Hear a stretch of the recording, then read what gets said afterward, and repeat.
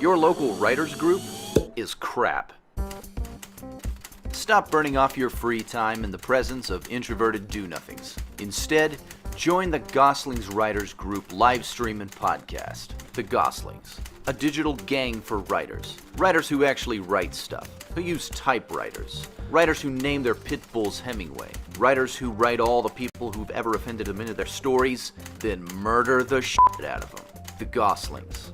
We don't always act pretentious, but when we do, we wear f***ing ascots. Welcome to The Gosslings. Write like a man. Use a typewriter.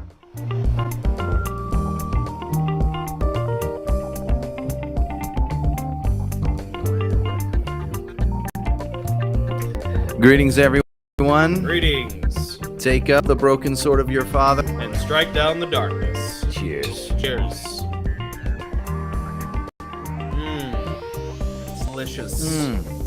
What is that?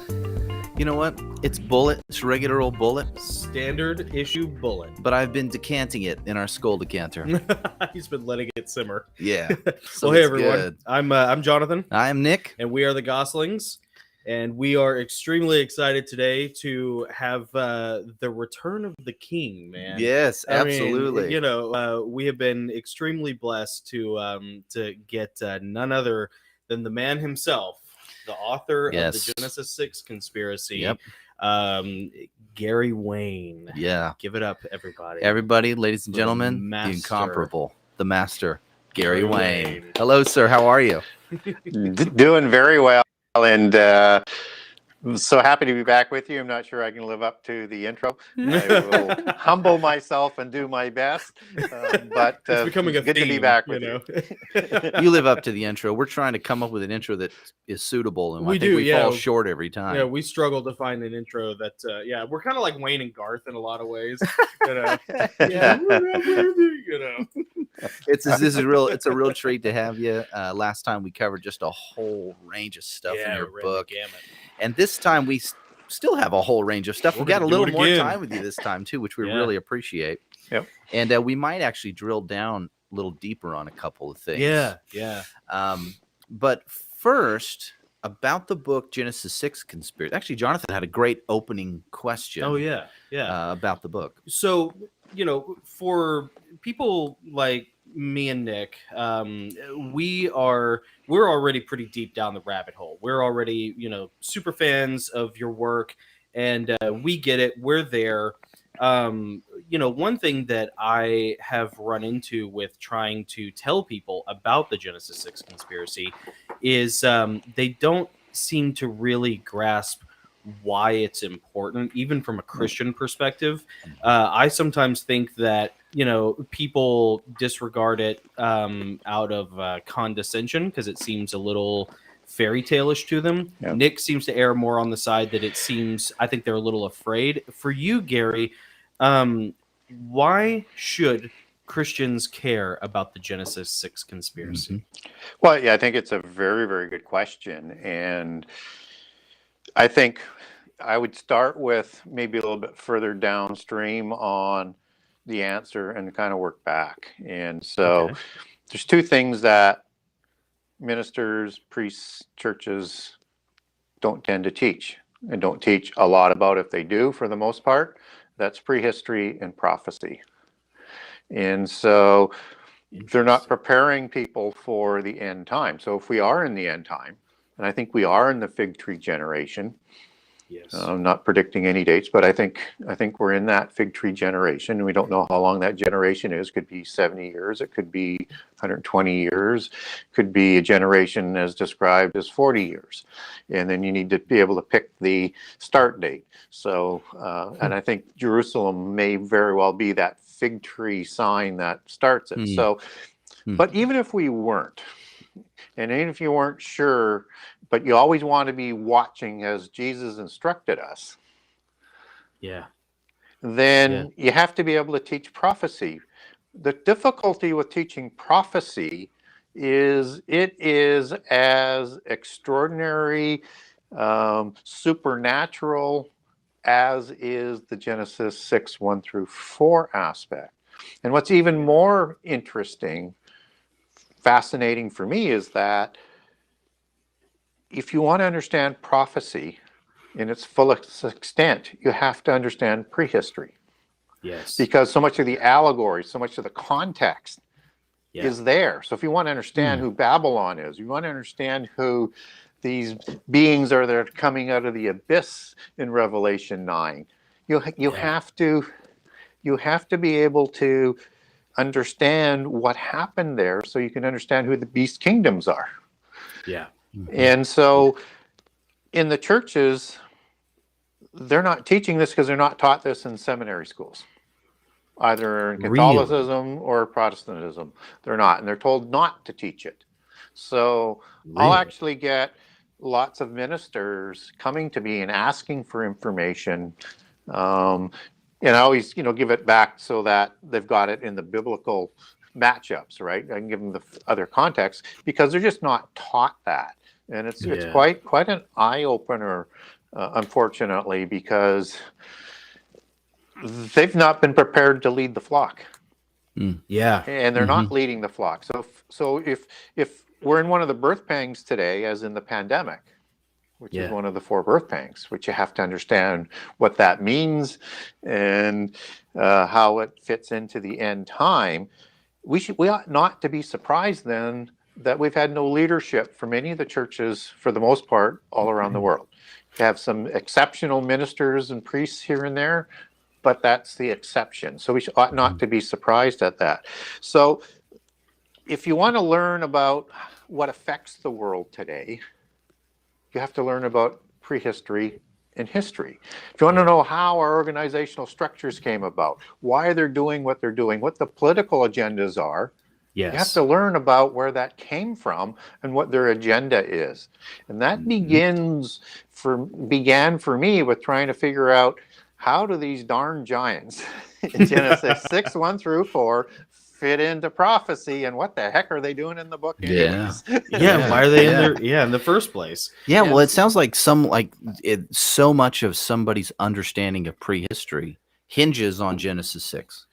Those first 4 verses, like how they interpret that colors in what prehistory looks like, and consequently how they're going to be able to interpret Revelation and end times prophecy. Well, and what's really interesting is what churchgoers are told about those 4 verses. They're told that the sons of God aren't angels. Sons of Seth. Right? They're either Sethites or it's the sons of God in the New Testament, except that humans can't create giants, right? But then the sons of God in the New Testament is a prophecy of the resurrection and a gift from the Spirit, so that we can be adopted like sons of God, like angels, because we have human fathers. And there's like 15 verses that go with it that build that for you. First John, now are we the sons of God? And then they say, well, giant is an exaggeration.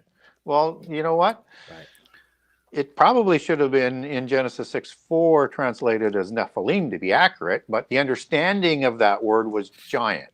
And so either way, if you look up the definition for giant, it means a bully, a tyrant, a giant, and a tribe of giants. And these were the men of renown and the mighty ones. So what fits with the definition in the context? And it's giant. And then people say, well, it's an exaggeration. Well, you're telling me that the Bible's inaccurate now. Right. Well, and doesn't the Greek translation of that, so Nephilim is a Hebrew word, and then the Greek translation of it in the Septuagint is gigantos, which obviously is where we get the word giant, but that Greek word can also be translated as earthborn. Well, yes. Well, that's again what they all bring up. And I was in a debate on Thursday, and somebody called this the tyranny of the oppression of the word giant on Western civilization because he was using that argument. And he's right. The gigantes does mean earthborn, as the offspring of Gaia and Uranus or Kronos, and it was part of the gigantes or the hecaton cherries or caries, depending on how you want to pronounce that. But that's not the only root word for the giants. It's related to gigantes, and Earthborn is part of it, just as it became an allegory for the human wives as being earthborn to create the demigods as offspring of a god and a human female, as it comes out of Greek mythology and as what we get out of Genesis 6:4. Yeah. And they were earthborn gods. They were the demigods. So there's that part of it. But that's not the real thing. Gigantes actually and giant both go back to the word Gygus, as we would say it in English, but it's actually could be Gaies or Yais, because if you have the G that's coming out of in Greek letters and in pronunciations, this is the gamma that looks like a Y, and followed by an I and an E, and I think it's just the two letters, turns it from a G sound to a Y sound. So that's why you get Gyges or Gaies, as it's also spelled, that were part of these gigantes, which was a group of giant monsters with 50 heads and necks and 100 hands coming out of their shoulders. So these were monsters. And Gyges goes back to Gygus, Gigas, as we would spell it, and that means giant. So it's both. So people, just as in prophecy, just as in a lot of teachings in the Bible, and just as people who are trying to shatter or argue something because they know people maybe not look into all of the details, they do not include all of the passages, all of the information. They only select it. And when people are talking about prehistory and prophecy and doctrine, you can't leave out the inconvenient passages. Right. Just because they don't fit your preconceived thought. You have to put it all together and it's got to fit. So does the word go back to gigantes as earthborn? Absolutely. But it also is it's rooted in giant, as it was understood. And these were monstrously sized individuals. They were the great heroes. They were the demigods. And you get all of that put together out of Hesiod in Theogony. And then all the other sort of, not all, but a lot of the other Greek writings feed off of that. You should ask about the related that the second incursion. Well, yeah. So that's such a good answer to that question, because so much of what I've encountered with like friends and family who are Christians but who just have never been taught this, they all kind of treat this subject matter as empty calorie material, and it's like, but it's not. But you don't understand. Like, it's fundamental. It is fundamental. Yeah, it's core material. You haven't had the scales removed from your eyes yet, and I think it actually, of all people, I think I heard the late great Rob Skiba refer to it as, this is something that people refer to as empty calorie. One thing we wanted to ask you about was we're fans of yours, we're fans of Rob's, we're fans of Michael Heiser. We were curious, though, there's this swirling debate about second incursion. What are your thoughts upon the second incursion and how it relates to, maybe what Rob's treatment of it was and what Michael's treatment of it is? Yeah, so when we're talking about how giants survived the flood. Yes. How they show up after the flood. Right. And before we get into that, just let me say that Nephilim, which shows up in Genesis 6:4, in the Hebrew word Nephil, I am is the male plural, only shows up 2 other times after the flood. Really? That's in Numbers 13:33. Right. Where it twice calls the Anakim, the Anak people, the Anakites, as being the children of giants, which is the Hebrew word Nephil. That's in the evil part of the report. And that was something we have to be aware of. So, and for me, this is what I'd like to make people clear on it before we get into how giants survived the flood, is that all the other times in the Old Testament, other than those three places where the word is giant, except for one, it's in Job where it goes back to Gibor or Gibborim, which is usually a word used to describe the giants, but it doesn't have to. It can mean strong, or it can be mighty. It can Mighty describe men. angels. It can describe the strength of God, the mighty ones of David. So you have to apply it to the proper application again. Is the Hebrew word Rapha 7497, which means giant, and plural is Rephaim. And Rephaim show up in Genesis 14 and Genesis 15 as a people. And the word Rapha and Rephaim combined show up 25 times in the Old Testament. So it's used a lot. Yeah. Right? But the Anakim were not the Nephilim.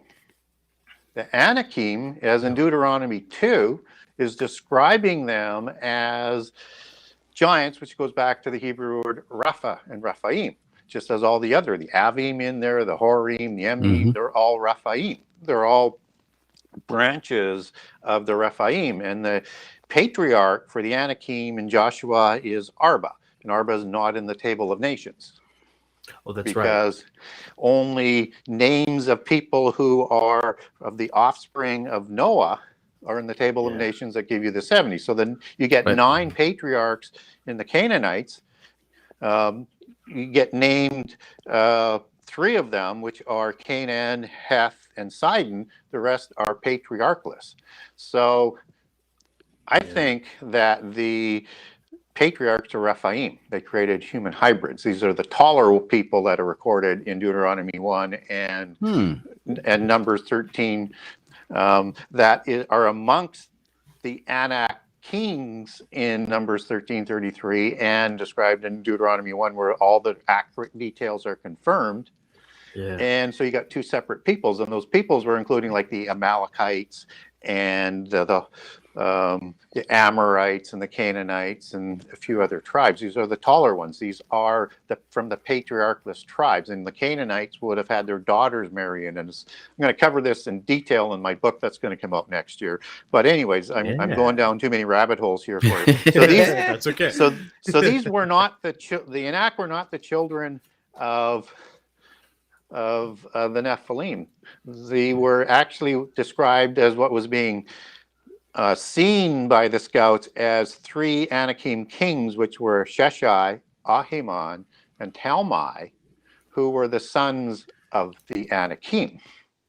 So what was going on here in number 1333 is the terrified 10 scouts didn't want to go in and fight these people that were taller than them, and they're known as the Shazu or the Shamau or the Amau, depending on whether you're coming from sort of an Aryan sort of language or the Egyptians as the Shazu. They were thought to be 6 to 9 feet tall, and the Rephaim were taller. These were the hybrid humans. And they didn't want to go in and fight these monsters, so they wanted to scare people. So they knew the Anakim were like Goliath, which would have been 9 feet 9 to 11 feet 3.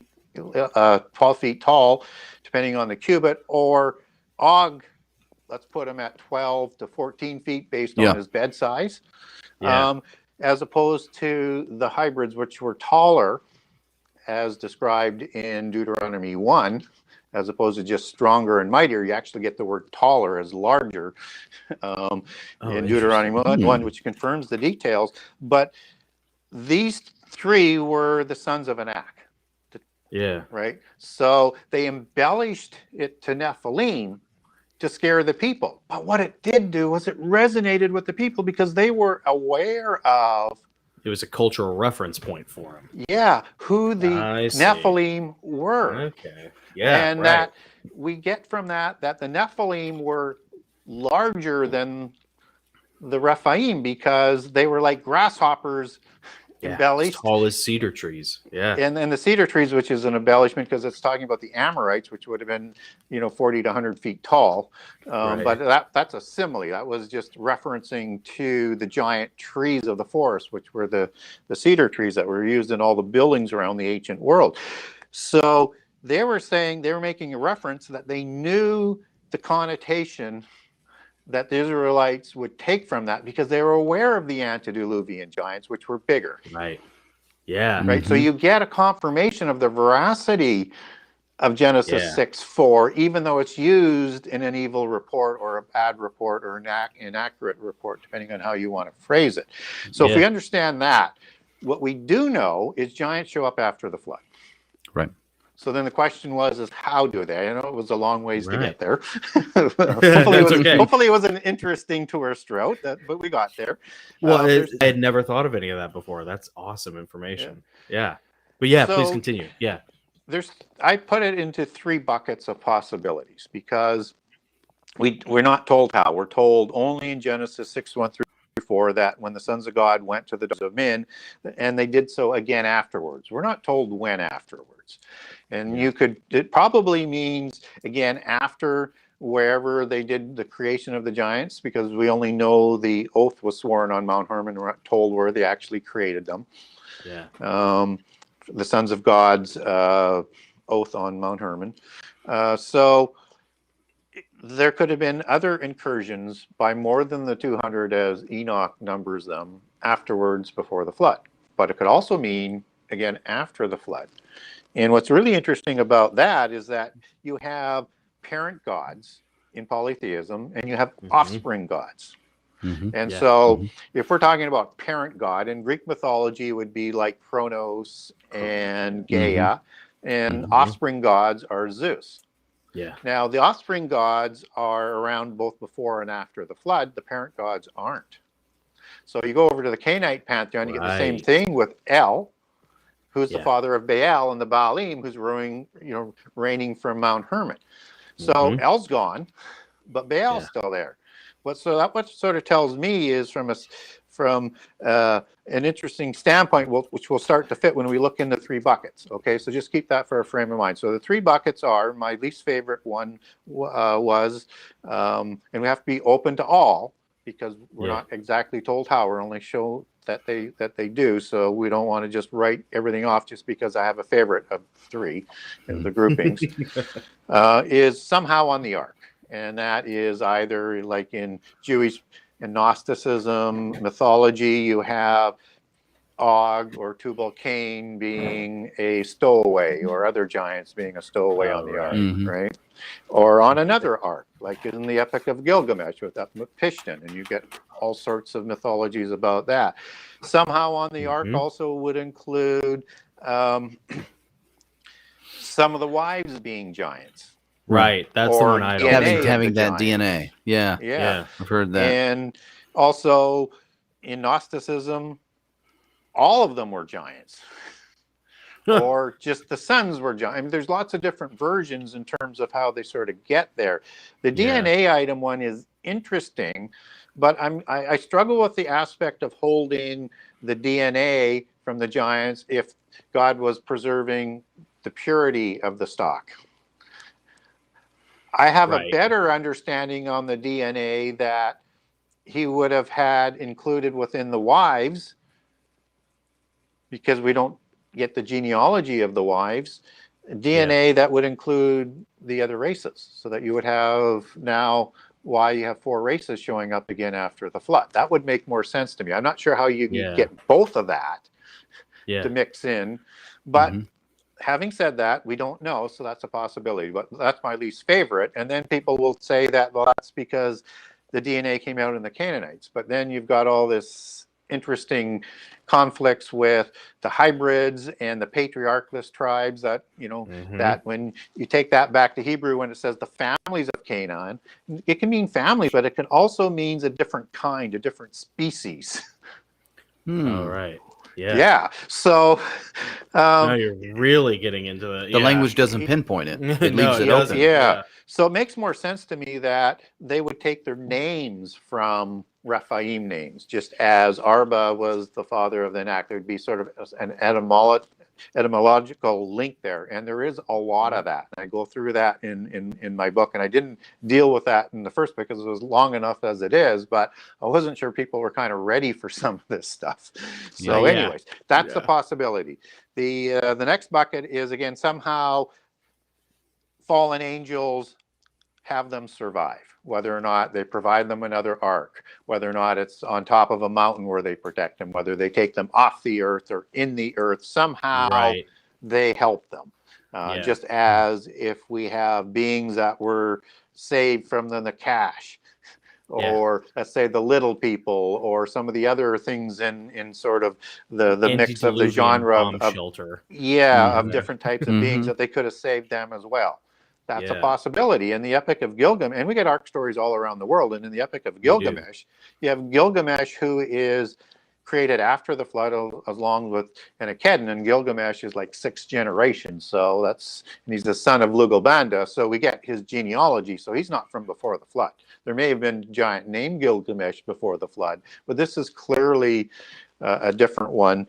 And you have also in the Epic of Gilgamesh the story of the flood with Utnapishtim and all of his family, who were also, like Gilgamesh and Enkidu, were 2/3 God and 1/3 human. So they are Nephilim. So that's a Nephilim survival story that comes from polytheism. And whether or not that's true or not, they see the ark through polytheism. So whether or not it is in the Greek mythology with Deucalion and Pyrrha, who are the Greek Noahs, and Noah's wife, not a chance. Because Deucalion is the son of Prometheus, which is either a Nephilim or a god, because they're named as both in Greek mythology. So that makes Deucalion a Nephilim. So it's a Nephilim survival story again. So that's somehow with the help of angels. And then it's second incursion, which is my most favorite one. Although I'm more open to somehow by the fallen angels than I am somehow on the ark. But second incursion makes more sense to me in terms of being, you don't have to sort of get real legalistic with the wording in the Bible. But you could make the case somehow by the fallen angels where they help them, because what the wording is that God was only going to kill and destroy everything on the earth that he created except for the 8 and those that were on the ark. And that leaves open to the idea that if the angels took those beings somewhere else in the earth or off the earth or some other dimension or whatever, that it still doesn't sort of, distort what's written. But what's interesting, though, is that God was only wanting to have beings that weren't that weren't degraded, so that when the whole earth was corrupt, that's the Hebrew word shakath, and that means spoiled, ruined, decayed. That means all of the plants, that means all of the animals, and all but for the 8 that went on the ark, both spiritually and physically. And God knew which ones they were and called all the animals to the ark, which makes sense. That would be the best representatives. And kind is that word for species, different than families, but means species, and in the applications is used that way. He would have known the ones that weren't destroyed. Right? And those were what was saved. So why would you have contaminated DNA in the wives? Interesting. It defeats the purpose. So second incursion makes the most sense for me. That you now have giants that are smaller than the Nephilim, from what we talked about earlier, somehow distinct, somehow, and why they're called Rephaim instead of Nephilim. And if the parent gods were sent to the abyss for their crimes, as Jude 1:6, 2 Peter 2:4, and 1 Peter seem to indicate, then if there was a second incursion, then those angels, fallen gods after the flood, would also go to the abyss, and that's why the Baalim disappear, the whole pantheon of gods. And if you look at it from can I ask you a question about that? I'm sorry to interrupt. Can I ask you a question about that? Because I've looking back through those verses. I mean, there's a verse in 1 Peter, there's a verse in 2 Peter, of course, there's the verse in Jude, and then the account in Genesis 6. God punishes the angels that commit that sin, the sons of God. Yeah. He punishes them, sends them to the abyss where they're locked away until the end. Mhm. But it doesn't, there's nothing that is explicit that says he punished those angels right when they committed the sin. Oh. In the Bible, there's nothing that says when he sends them to the abyss. Could they have committed Well, this second actually, incursion and then be if you sent look into at the abyss? if you look at First Peter and if you look at Second Peter, in those passages, read the passages right after. It's all connected to the time of the flood when they were put into the prisons. You have to read the larger context, right? That's where you get that sort of connection. And in Jude 6, they left their habitation when they sinned. And habitation is the Greek word oiketerion, which means a dwelling place for the spirit.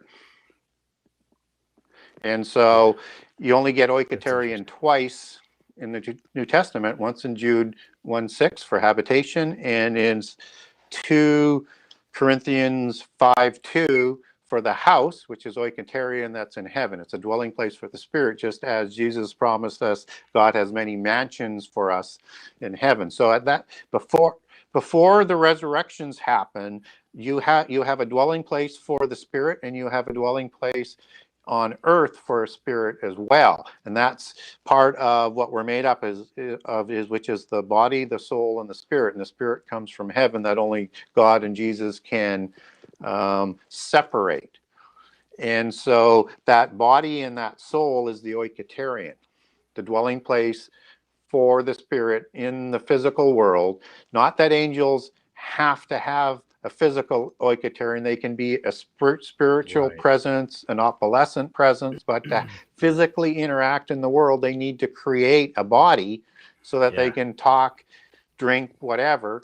And it seems that they would be permitted to do that, just as with angels in the Sodom narrative and visiting with Abraham are humans, and we get a human in Daniel and one other place. We get examples of them actually interacting physically, eating, drinking, talking, touching.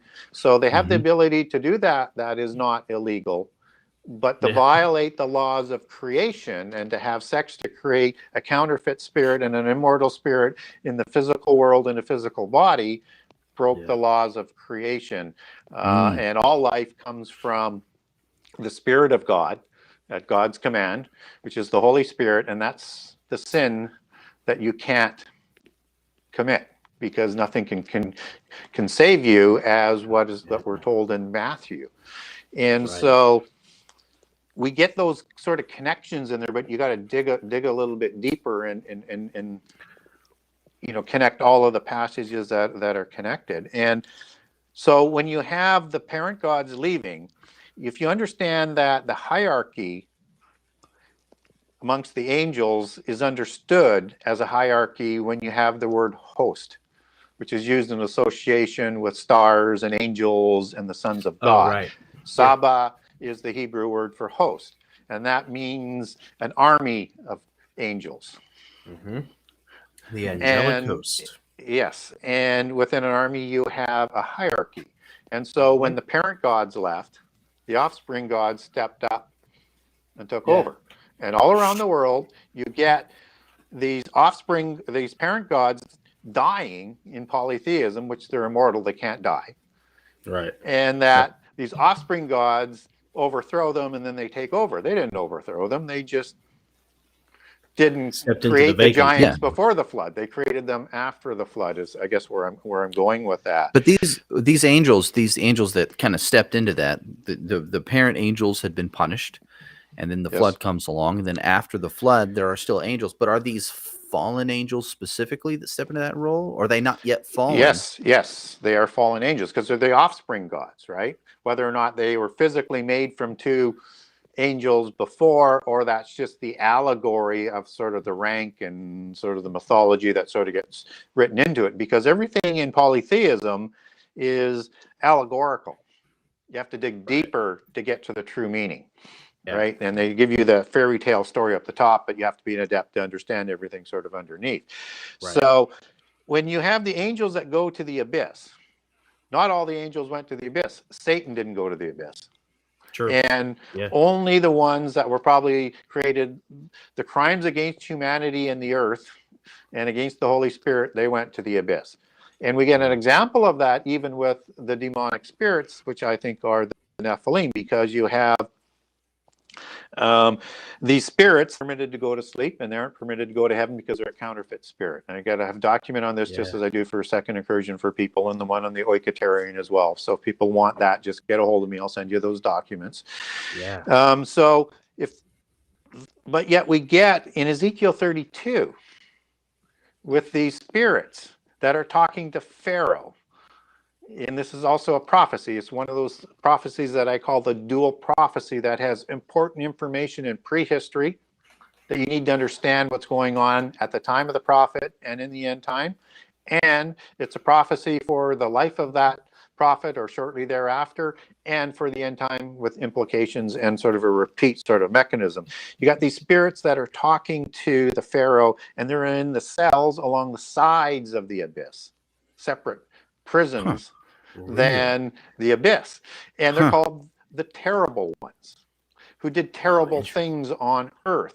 And the ones who were slain and weren't permitted to wander, weren't permitted to sleep, weren't permitted into heaven. These are the ones, the terrible ones, that are taken to the abyss. And it's talking to other terrible ones on earth, in this case, Pharaoh. And it's not just terrible ones that are used in Ezekiel. It's in Isaiah, and it's in a number of other chapters. And so books that we never read, Isaiah, so, Ezekiel, we never hear those in church. Everything's important in the detail. We may not, in the Bible, we may not recognize it, but it's there for a purpose. So now roll this forward with the demons to the time of Jesus, and he's dealing with these evil spirits. Yep. Right? These are the ones not in the abyss. They're not the terrible ones. They're just the bodiless spirits of the demons. And even if you thought they were angels, that would say not all of the fallen angels were in the abyss, but these are evil spirits. It's not. Yeah. The Greek word has nothing to do with angels. That is one of the most frustrating actually is daemons things. is the word. Daemons, right? Yeah. And an evil spirit can be an evil fallen angel or a daemon. It's which even has a neutral definition in Greek, the daemon. Yeah. So not all the fallen angels, not all the rebellious angels were sent to the abyss, only the worst ones. And then that's why you have some still around after the flood. And then they would have gone to the abyss. So then after those ones go to the abyss, you have other ones that would take over, because in Psalms 82, you have the council of the gods.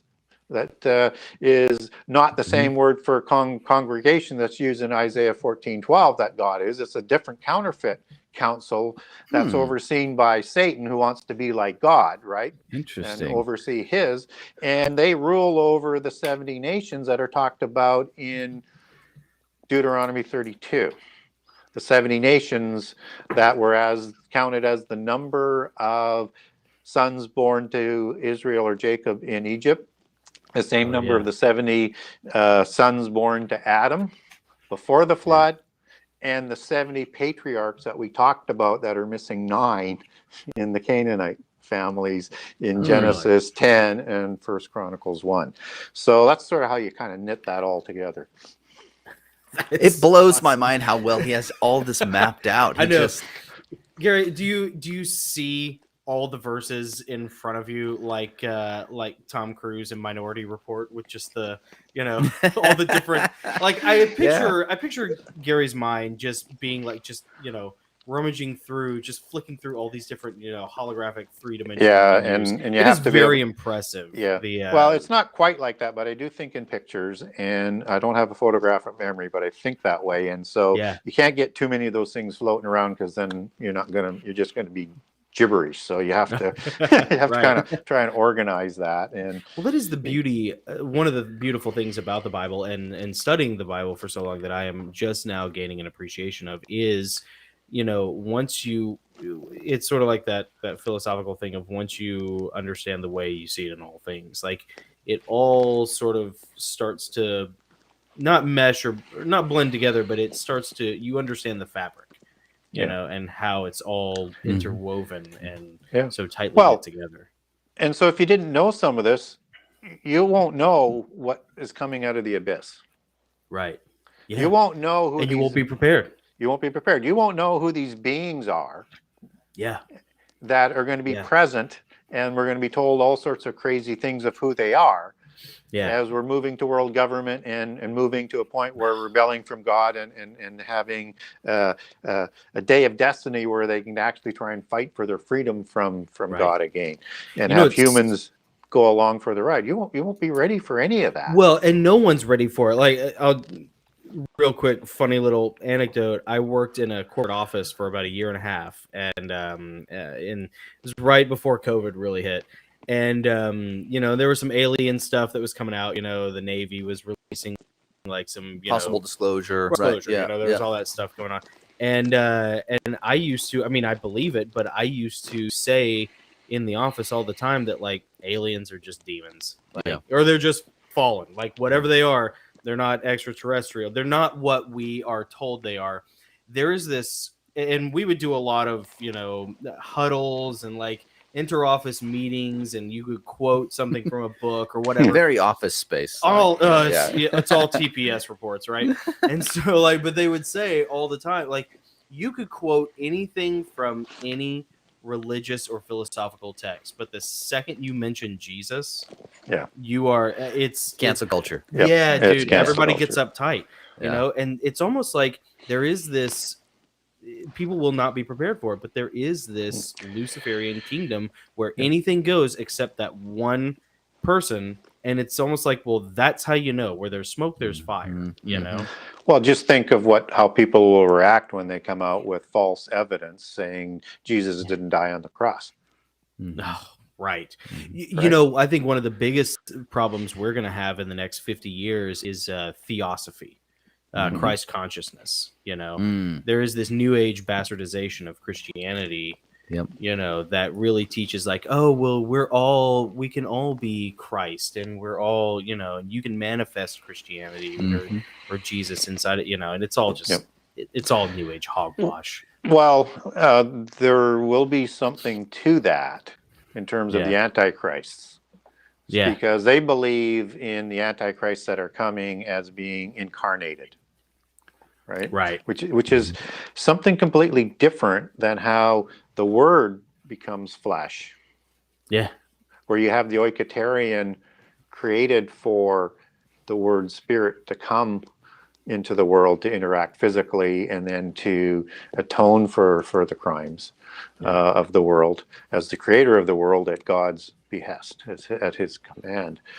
So it's kind of, if you understand what we're being prepared for with the avatar and the avatara, there's two components to that. The avatar is the fallen angel. The avatara is the human. So in that incarnation, it goes into an existing human being, not an oikotarian that's being created, so different than Jesus, and it will be a symbiotic relationship that the individual either takes as a child, or they ask for the help to come in, and it will add to the wisdom, right? So just as Buddha, and they talk in, let's say, in Eastern religions as the new Buddha being an antichrist, or Lord Maitreya, Buddha was an incarnation of Vishnu, and Narasimha was the incarnation of Shiva, the destroyer god, or an Azazel type of god, Abaddon, Apollyon, right? And the reason why that's important is because the deception with the Narnia tales with Aslan is a lion god. Well, Narasimha was a lion man. Oh, interesting. Yeah, Interesting. and Okay. Aslan was an incarnation, as Jesus would be, on another planet or another universe, is kind of how Lewis sort of portrayed it. So they're preparing people for that incarnation, and that we're going to see Antichrist have that kind of incarnation. Now, we get an example of that in the Bible, believe it or not. Really? Yes, and it happens in the time of Jesus, and it happens in the betrayal of Jesus, that at the point where Judas gets to, you know, having to do it or not, Satan enters into him to give him the courage and the strength to do that. Right. Right? Yeah. Now, roll that forward to the end time. Okay. Revelation 13, the Antichrist receives the power from the dragon. seraphim angel, probably Satan, could be Azazel, the one who comes up from the abyss. That's why I kind of make that sort of connection. And he receives a mortal head wound.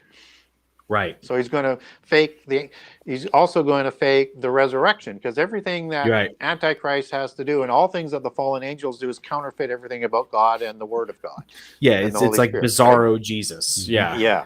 Bizarro Jesus. And he's going to receive the power from the dragon. That sounds to me like there is that incarnation that's going into Antichrist at a certain point that will give him that additional power from the dragon to do the things that people will say who is like the beast. Yeah. And that is one of the key signatures of the Antichrist is, the mortal head wound, the infusion, much like Judas, of the draconic power. And man, and you know what? It makes you, as a Christian, it kind of makes you quake in your boots that, like, man, something like that could happen to Judas. Keep a guard about one yourself. One of the 12 at the time, like right there with Jesus the whole time. Like, you never let your guard down. Whether it's a metaphor, whether Satan is a metaphor or not, in that particular context of coming into somebody and whatever it is, it's just, man, you can't let your guard down about the influence. One thing I always try and do to that I think brings clarity, and it really sort of gets rid of the fuzziness. That's why I say it brings that clarity, is I try and put everything possible around what Jesus said. And he said a lot. So you can cover off a lot of things, and particularly prophecy. You got to put everything around what Jesus said, not vice versa. So now if you're talking about Satan, is he real or is he not real? You have in Luke 10:18, he saw Satan fall from heaven like lightning. He didn't see a metaphor. Oh, he's a character, right? And he's a character in Job. Yeah, I mean, look, I wrote a whole 7-novel series God. about. So he is a degraded being to Satan's status. And as the leader, and in Isaiah 14:12, where you have this Italian name, Lucifer inserted for you who walk Hebrew amongst the fiery word stones into the English language in the King James Version Bible, which sounds very odd when you think about it that way. That word is that's true. Heylel in Hebrew. Yeah, it's a name. Yeah, like Michael, or Gabriel, or Raphael, or Uriel, or Azazel. Yeah, angelic names end in an El, and he's the son of the morning, Heylel ben Shakar. Right? Yeah. He's been degraded, and he is a great being before the fall. Right. We know he's the dragon in Revelation 12. So that means he's seraphim that's described in Isaiah 6, which is a serpent-faced angelic being with 6 wings, which is a flying serpent, which is known as a dragon. He's a seraphim. We know in Ezekiel 28, he is a cherubim that covers the throne. But he walks amongst the fiery stones. Cherubim don't do that. That's what the seraphim do. Yeah. What are the fiery in front stones, of the altar, by the way? Has anybody ever explored what the fiery stones are, Gary? Well, not really. I mean, we know just from the simple words we get, but it was able to take the sins away from Isaiah, because the seraphim put it to his lips. So this has extraordinary power as in front of the altar of God. So it's a purification kind of. Yeah, and the ministers of God, the seraphim angels, that also control government on earth, worked before. And I'll come back to this on a couple of points here just as I close off on this. But in the meantime, so we know that he's cherubim and he's seraphim by his descriptions, right? But he also has 9 jewels, which is an indication of priesthood. So he's probably, as the seraphim aspect and as the cherubim in the fiery stones was the high priest, that Jesus will take over as part of the Melchizedek order. We also know Satan was an archangel. We don't know how many titles and names that he had, but this was a unique, powerful angel that fell. It just sort of adds to how far he fell. Right. And he wasn't, and I don't think he had sex with any of the females. He had his loyal angels do that. at least some of them, because he didn't go to the abyss. Yeah. He doesn't go. Yeah. He doesn't go to the Yeah. abyss. He didn't commit the same sin Yeah. as the Grigori Yeah. did, as the He Watchers.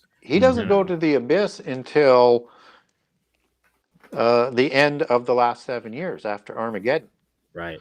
And then he's Yeah. held there for 1,000 years. So what's interesting about that is okay, it makes sense to leave them there for 1,000 years so that you can give him one more chance to deceive the people at the end of the millennium before he goes to the lake of fire, whereas the rest of the angels go to the lake of fire at the end of Armageddon, along with false prophet and Antichrist. But does he produce Antichrist from his seed? And one of the reasons why he goes to the abyss. I mean, I don't know. I'm just saying he didn't go as a sexual crime. Yeah. Okay, so kind of interesting in terms of how who the Antichrist might actually have a pedigree from. But that's just my speculation on that aspect. But what isn't my speculation is this understanding of what else the seraphim, and in this case, the fallen seraphim, how they interacted on the earth. And what's really interesting about the seraphim hierarchy, even though they're part of that hierarchy, and particularly as recorded in Enoch as part of the Watchers, right? You have the Ophanim, which are the ones between the wheels. Ophan is the word wheel. I am, male, plural, right? You have the cherubim, and you also have the archons. So they're all the ones who are awake all of the time, which is, the root word Ayir for watcher, that we're going to come back to.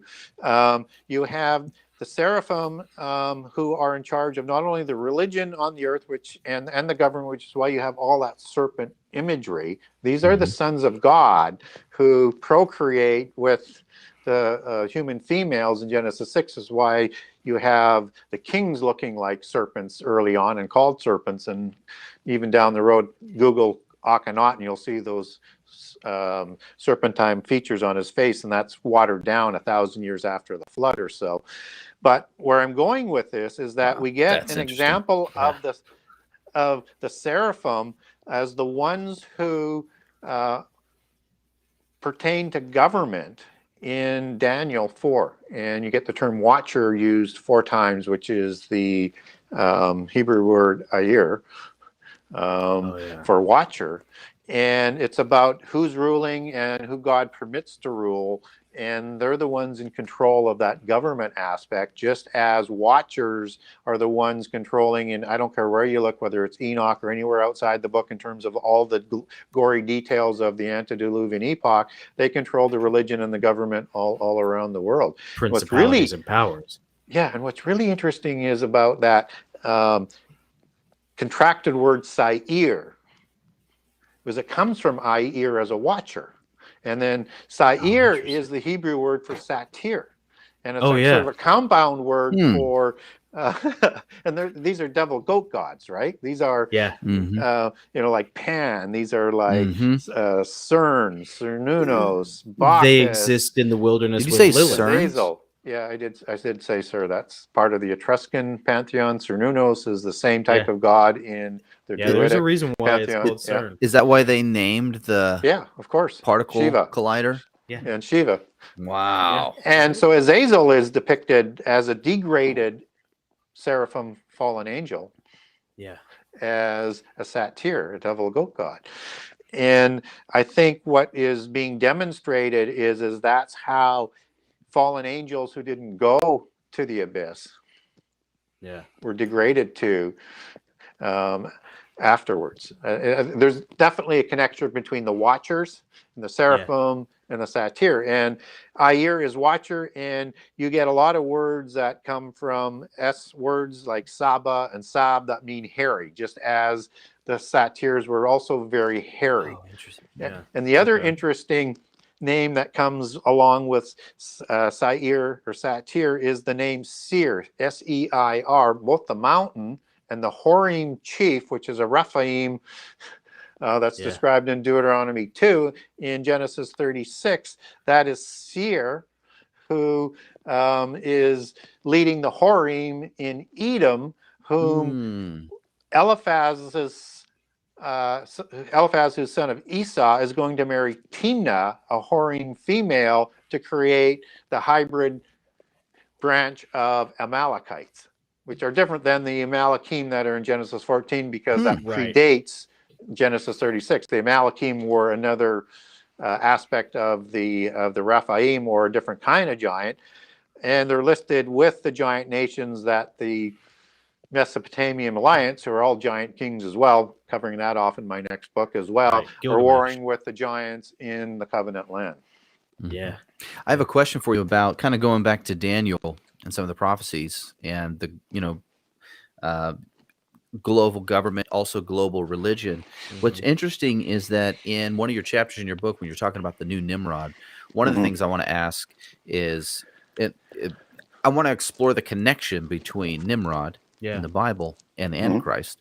But you said that in your book, you say before the Antichrist comes, there will already be a global government and a global religion that he replaces with his own. Yeah. Interesting. Yeah. So what do you think? My question is, what do you think that prerequisite global religion might look like? Like, what should we be on the lookout for? It's Babylon.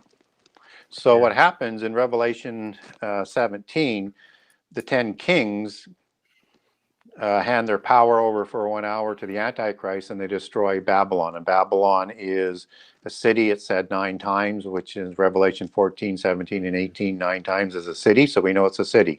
It also controls all of the commerce. So it's also a commercial organization. It is also a mystery religion, and I won't go through. I can give you all the different words that describe it as a mystery polytheist religion that are used in the description, from being, a harlot to the mystery religion, and on and on and on. And so it's all of that, right? So that's the religion that comes before, and she controls all of the beast empires. It's part of that organizational hierarchy, and they answer to Babylon, and they are the ones who are permitted to form the 10 king empire because of Babylon. So it's that mystical religion that comes first.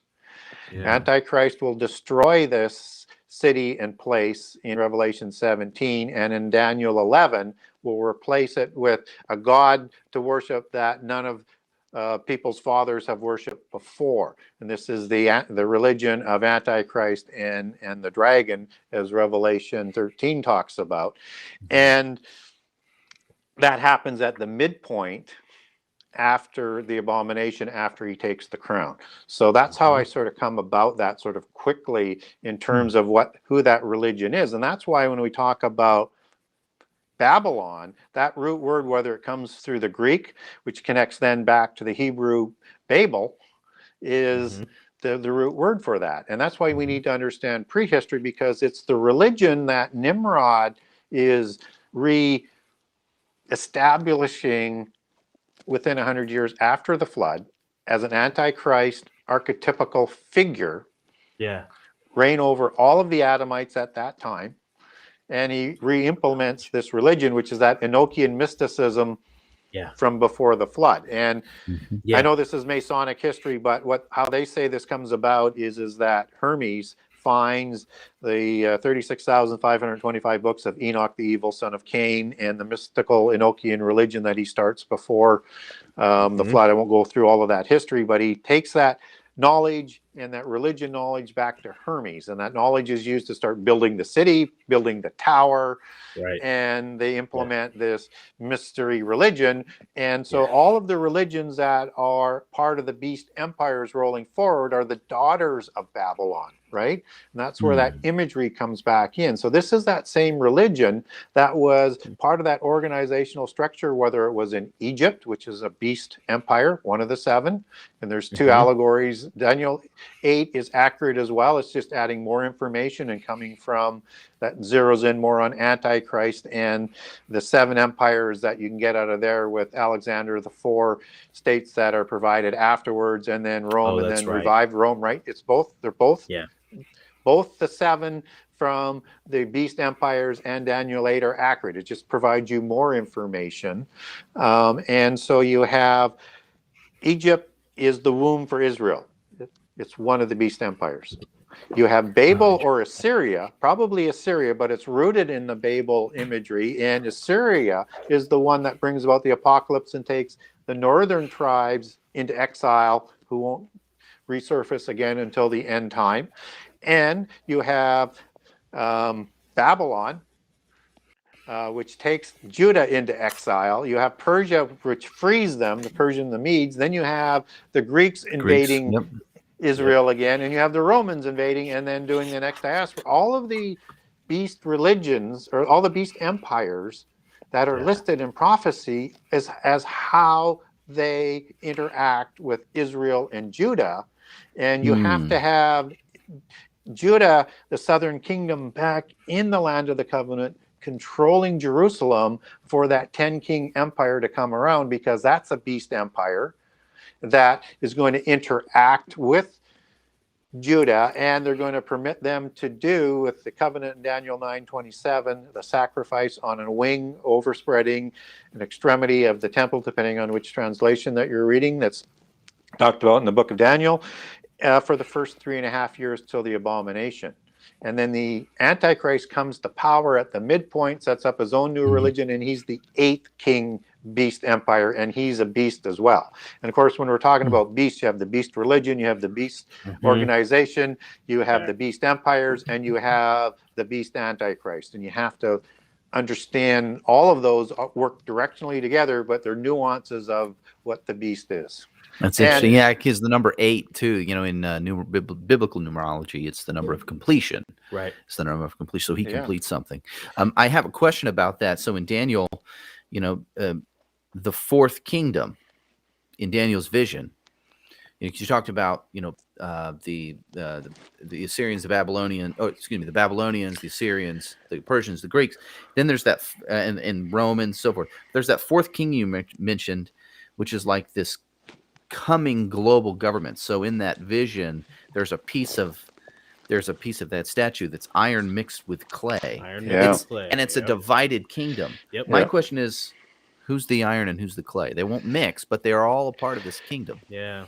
Well, typically, we're talking about the metallic prophecies in Daniel 2, and clay is kind of something that generally relates to Adamites and the earth, as you take Adam and Adama back to the red clay, in terms of its meaning.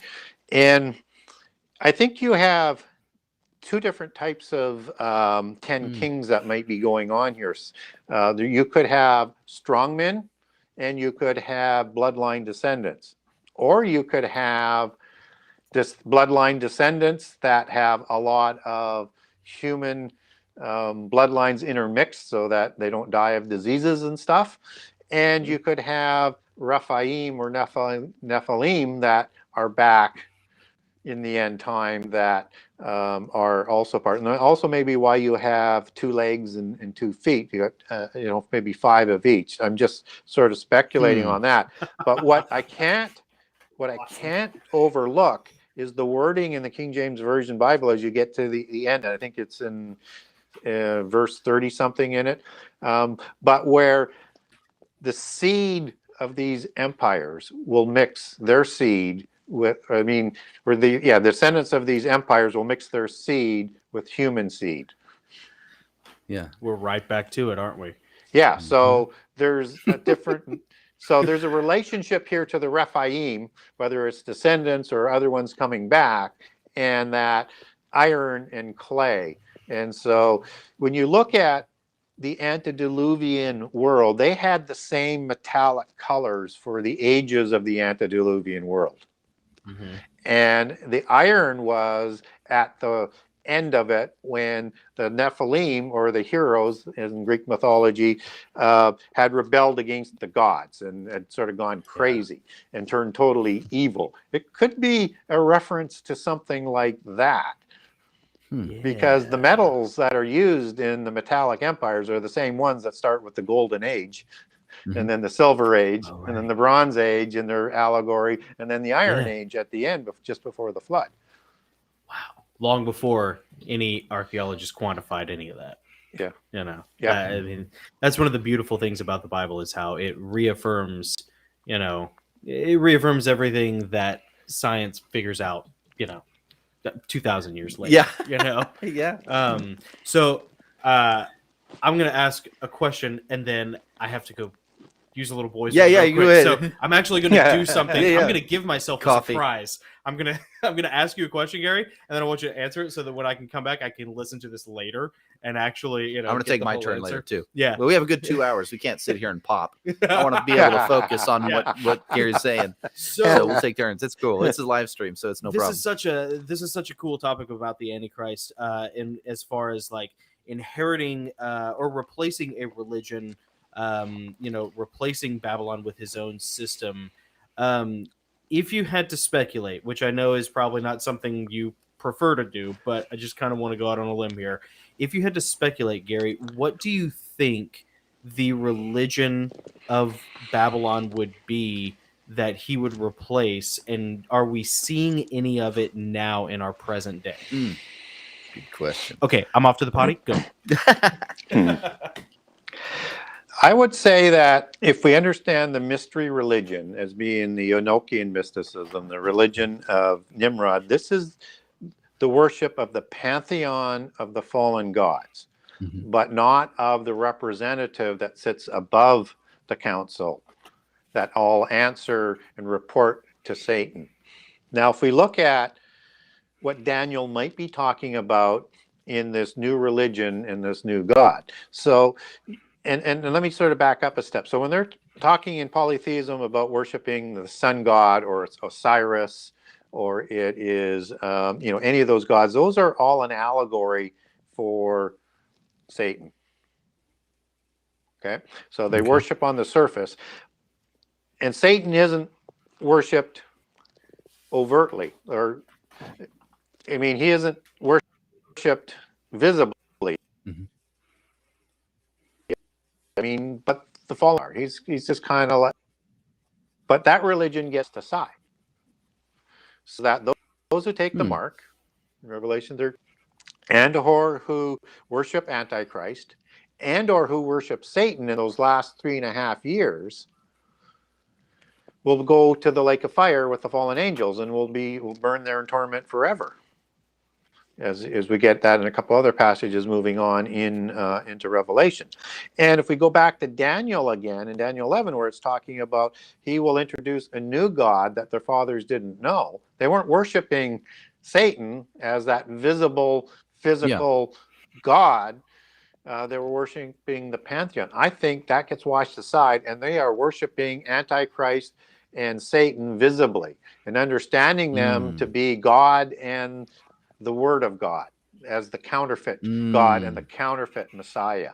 So I think that's what they're talking about, because it was so interesting to me when it clicked on that it just didn't say those who are going to go to the lake of fire that took the mark of the beast. It was also, and it's repeated. It's not just the once. You get it 2 or 3 times in Revelations that if you worship Satan and worship or worship Antichrist, you're going to the lake of fire. And it's always in there with those who take the mark of the beast. So that's interesting. Yeah, I think that might be what is going to be coming out, because ultimately Satan in Isaiah 14 wants to be worshipped like God. He wants to be like God, and he wants to raise his throne into heaven to be like God. And we're going to see a war in heaven in Revelation 12 and Daniel 8 where it's described. And it fails at the midpoint of the last 7 years when all the fallen angels and Satan are tossed down to the earth. Right? Yeah. And so all the angels are going to be there, but it's not going to be Babylon that's worshipped. And in Isaiah 34:18, you get all of these creatures, and also in Isaiah 13, including satyrs and dragons and these other things that are dancing. One's at the time of Babylon, and the other one is at the time of Armageddon. And so I think they're celebrating in those two passages. And you've got like Lilith and the owls and like all of these allegories of these fallen angels, including satyrs in both. I think they're celebrating the deception that they did with the mystery religion, and then they're celebrating just before Armageddon how many more people that they deceived and are going to burn forever in the lake of fire, because that's all they have to celebrate. And they've only had that to celebrate since something happened that they didn't anticipate. And in all of these revenges, whether or not it's Satan sponsoring the fall of Adam and Eve through the Nakash in Eden, because he didn't lose his arms and his legs. He didn't, he didn't get punished. It was Nakash, so he's working with them, and maybe he avatared him. Maybe he coached them, or maybe he was actually entering in to help the Nakash do this. That's the first revenge against human, because they don't want humans to be raised in the future life. They don't want us to judge them for their crimes, and particularly their crimes against humanity. And we will judge angels for that, as the Bible tells us. And they didn't want us to be perhaps be raised.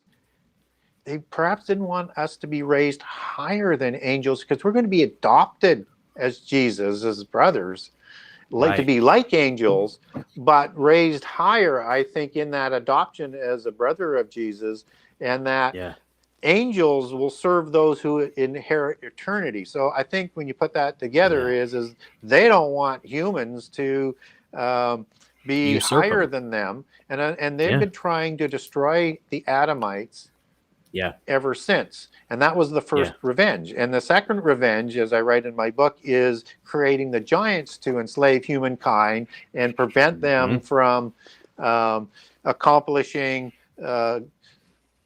becoming like angels. And so much so that they almost get there, except for God saves 8, which is why it's important to understand that, right?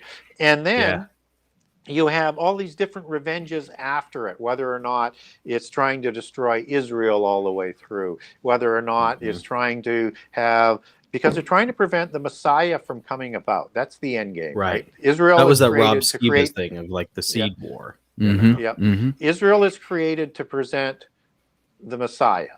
The Messiah is there to save humankind somehow, some way. They just don't know quite how. And we know that because they tried to kill him as a child. They tried to prevent him from being born. And then Satan tried to get him to switch over when he's an adult, just before he heads out on his commission. They didn't anticipate, as Corinthians talks about, the resurrection. And as it says, otherwise they wouldn't have had him crucified. So they didn't anticipate that. So since that point in time, and I think this is when Jesus, while still in the grave in 1 Peter 3, goes down and talks to these evil spirits in the abyss, in hell, in Tartarus, that your rebellion is officially over. And you will be going to the lake of fire, as the book of Matthew talks about. And all they can do from that point on is deceive more people and destroy more people. That's all they can do. Their fate is sealed with the resurrection. And it's just a vengeance game at that point. And again, when you see these imageries of beings in the Psalms that's projecting Jesus being crucified, and you get all of this imageries of these beings that are taunting Jesus on the cross. They had no idea. They thought they had won there. They had not realized they had lost. And those are the beings that aren't in the abyss that were taunting him around. And so when we have them dancing at the destruction, these beings, satyrs, dragons, owls, this imagery of occult gods in Isaiah 13 at the time of the destruction of Babylon, and then Isaiah 34 at the time of Armageddon, that's celebrating destruction that they've been able to reign, even though they can't prevent humans being raised to be higher than them and being the ones who are going to judge them for the crimes against humanity and the crimes against creation. It's got to drive them mad. To think that we're going to be elevated higher than them. Well, that was always my conceit with, I wrote the Heavenly Realms series, which is all about, the fall of Lucifer and his transformation into Satan and the wars between the angels and, all of that stuff was like my bread and butter for that fiction series that I wrote. It is fun, it wasn't, but that was the driving point. That was the original conceit that ultimately turned the Lucifer / Satan character into what he's going to become, which is and it's in like the first 50 pages of the book. He talks about how like we're not going to be subservient to they don't even look like us, Mm-hmm. and he goes on to this paranoid rant of like, well, we're going to be replaced by these humans, and that's how he sort of tricks the other angels into leading whatever. It's a draw, but yeah, that aspect of the drama is very real, that like they just can't stomach bending the knee to humans because they were here first and they existed in the presence of God, And the it's idea pride that they thing, might which- serve us Yep. in the end, and be it's some- judged by us. Yep. How dare we And- judge yep. them? That kind of thing. Yeah, and they were created immortal and with Right. more knowledge Not and given unto intimate death. knowledge of God. Yeah. Yeah. And humans, even Adam and Eve, they were created in the physical world, not as a spiritual being of heaven, having the spirit breathed into them, Yeah. as we're told in Genesis 2. But they needed access to the tree of life to have physical immortality in the physical world. Yeah. And we might have seen a whole different thing play out if Satan had succeeded, but God is Alpha Omega, as is Jesus, and they knew the beginning from the end. So they knew all the different things the angels were going to do before they even did Right. it. Right? Yeah. So all things were anticipated, and that's because God is allowing also things to play out through free choice. Right? So Yes. immortal Yeah. angels were created without choice as immortal, but they had free choice to follow God and his laws or not. Yeah. And they chose not to. Yeah. Humankind have very little knowledge and have to choose God on faith for the most part. And Yeah. after the fall, we got even less information. And so the only way we Right. can get our immortality is to choose God and Jesus through faith with very little knowledge. And that's one of the reasons why we're going to be raised higher is because that faith is the key. Faith is absolutely everything, that people will follow God and Jesus on faith with very little knowledge are likely to be loyal ongoing. And then God's also going to give us Faith new bodies And like what matters? Jesus. Hang on, Garrett. We lost your connection there, buddy, but we're gonna get you back here in a minute. I'll let I see you. I can see you. there we go. Yep. Okay. Okay, you're Yeah, back. I Gotcha. see you. You're good. All Yep. right. Sorry, but Yep. Okay, we're good. No, I did not lose you. all right. Take two. Okay. So- Good. So we're going to be raised higher, but we're going to be given new bodies like Jesus. Like it's going to be a different body Yeah. that is not been seen before. So that this body is the same physical body that Jesus has right now that Thomas touches, but goes to heaven, which if you were listening to what I said earlier, you need that physical body that's for the physical world. And there's a different one that's for the heavenly world, but Jesus goes back with this new body. And we're going to be raised up like Jesus in that new body, which is something new where you're going to have the ability to not only be immortal, but to go back and forth between the different dimensions in heaven with that type of body. So it's going to be something new and different, cool. even though we're going to be like angels. And this is sort of what all things we need to understand is what is going on, not only in the past, so that we can put context into what's coming before us. Because if Jesus doesn't step in before everything plays out, no flesh would be saved. And that's really what the fallen angels are going to be trying to do when they lead the war against God and deceive people to follow them, led by Satan in the last 3.5 years. And that's all they can do at this point in time. But that we're there, and that's why it's going to take such great patience, because we can't imagine what's coming. And even the elect will be deceived if that were possible. And it is, because Jesus warned that was going to happen. And we can't imagine all of this. So if I can't even imagine what they're going to be doing, knowing a lot about prehistory, it's going to be that bad, I think. And so if you're not prepared, if the church isn't teaching, if Christians aren't helping each other to get prepared, Yeah. there's going to be so many that are not going to be ready and will not know what to do. I think a lot of them will be, as Daniel talks about, be tested in the fire and come out pure. But nobody should want to go through the last 7 years.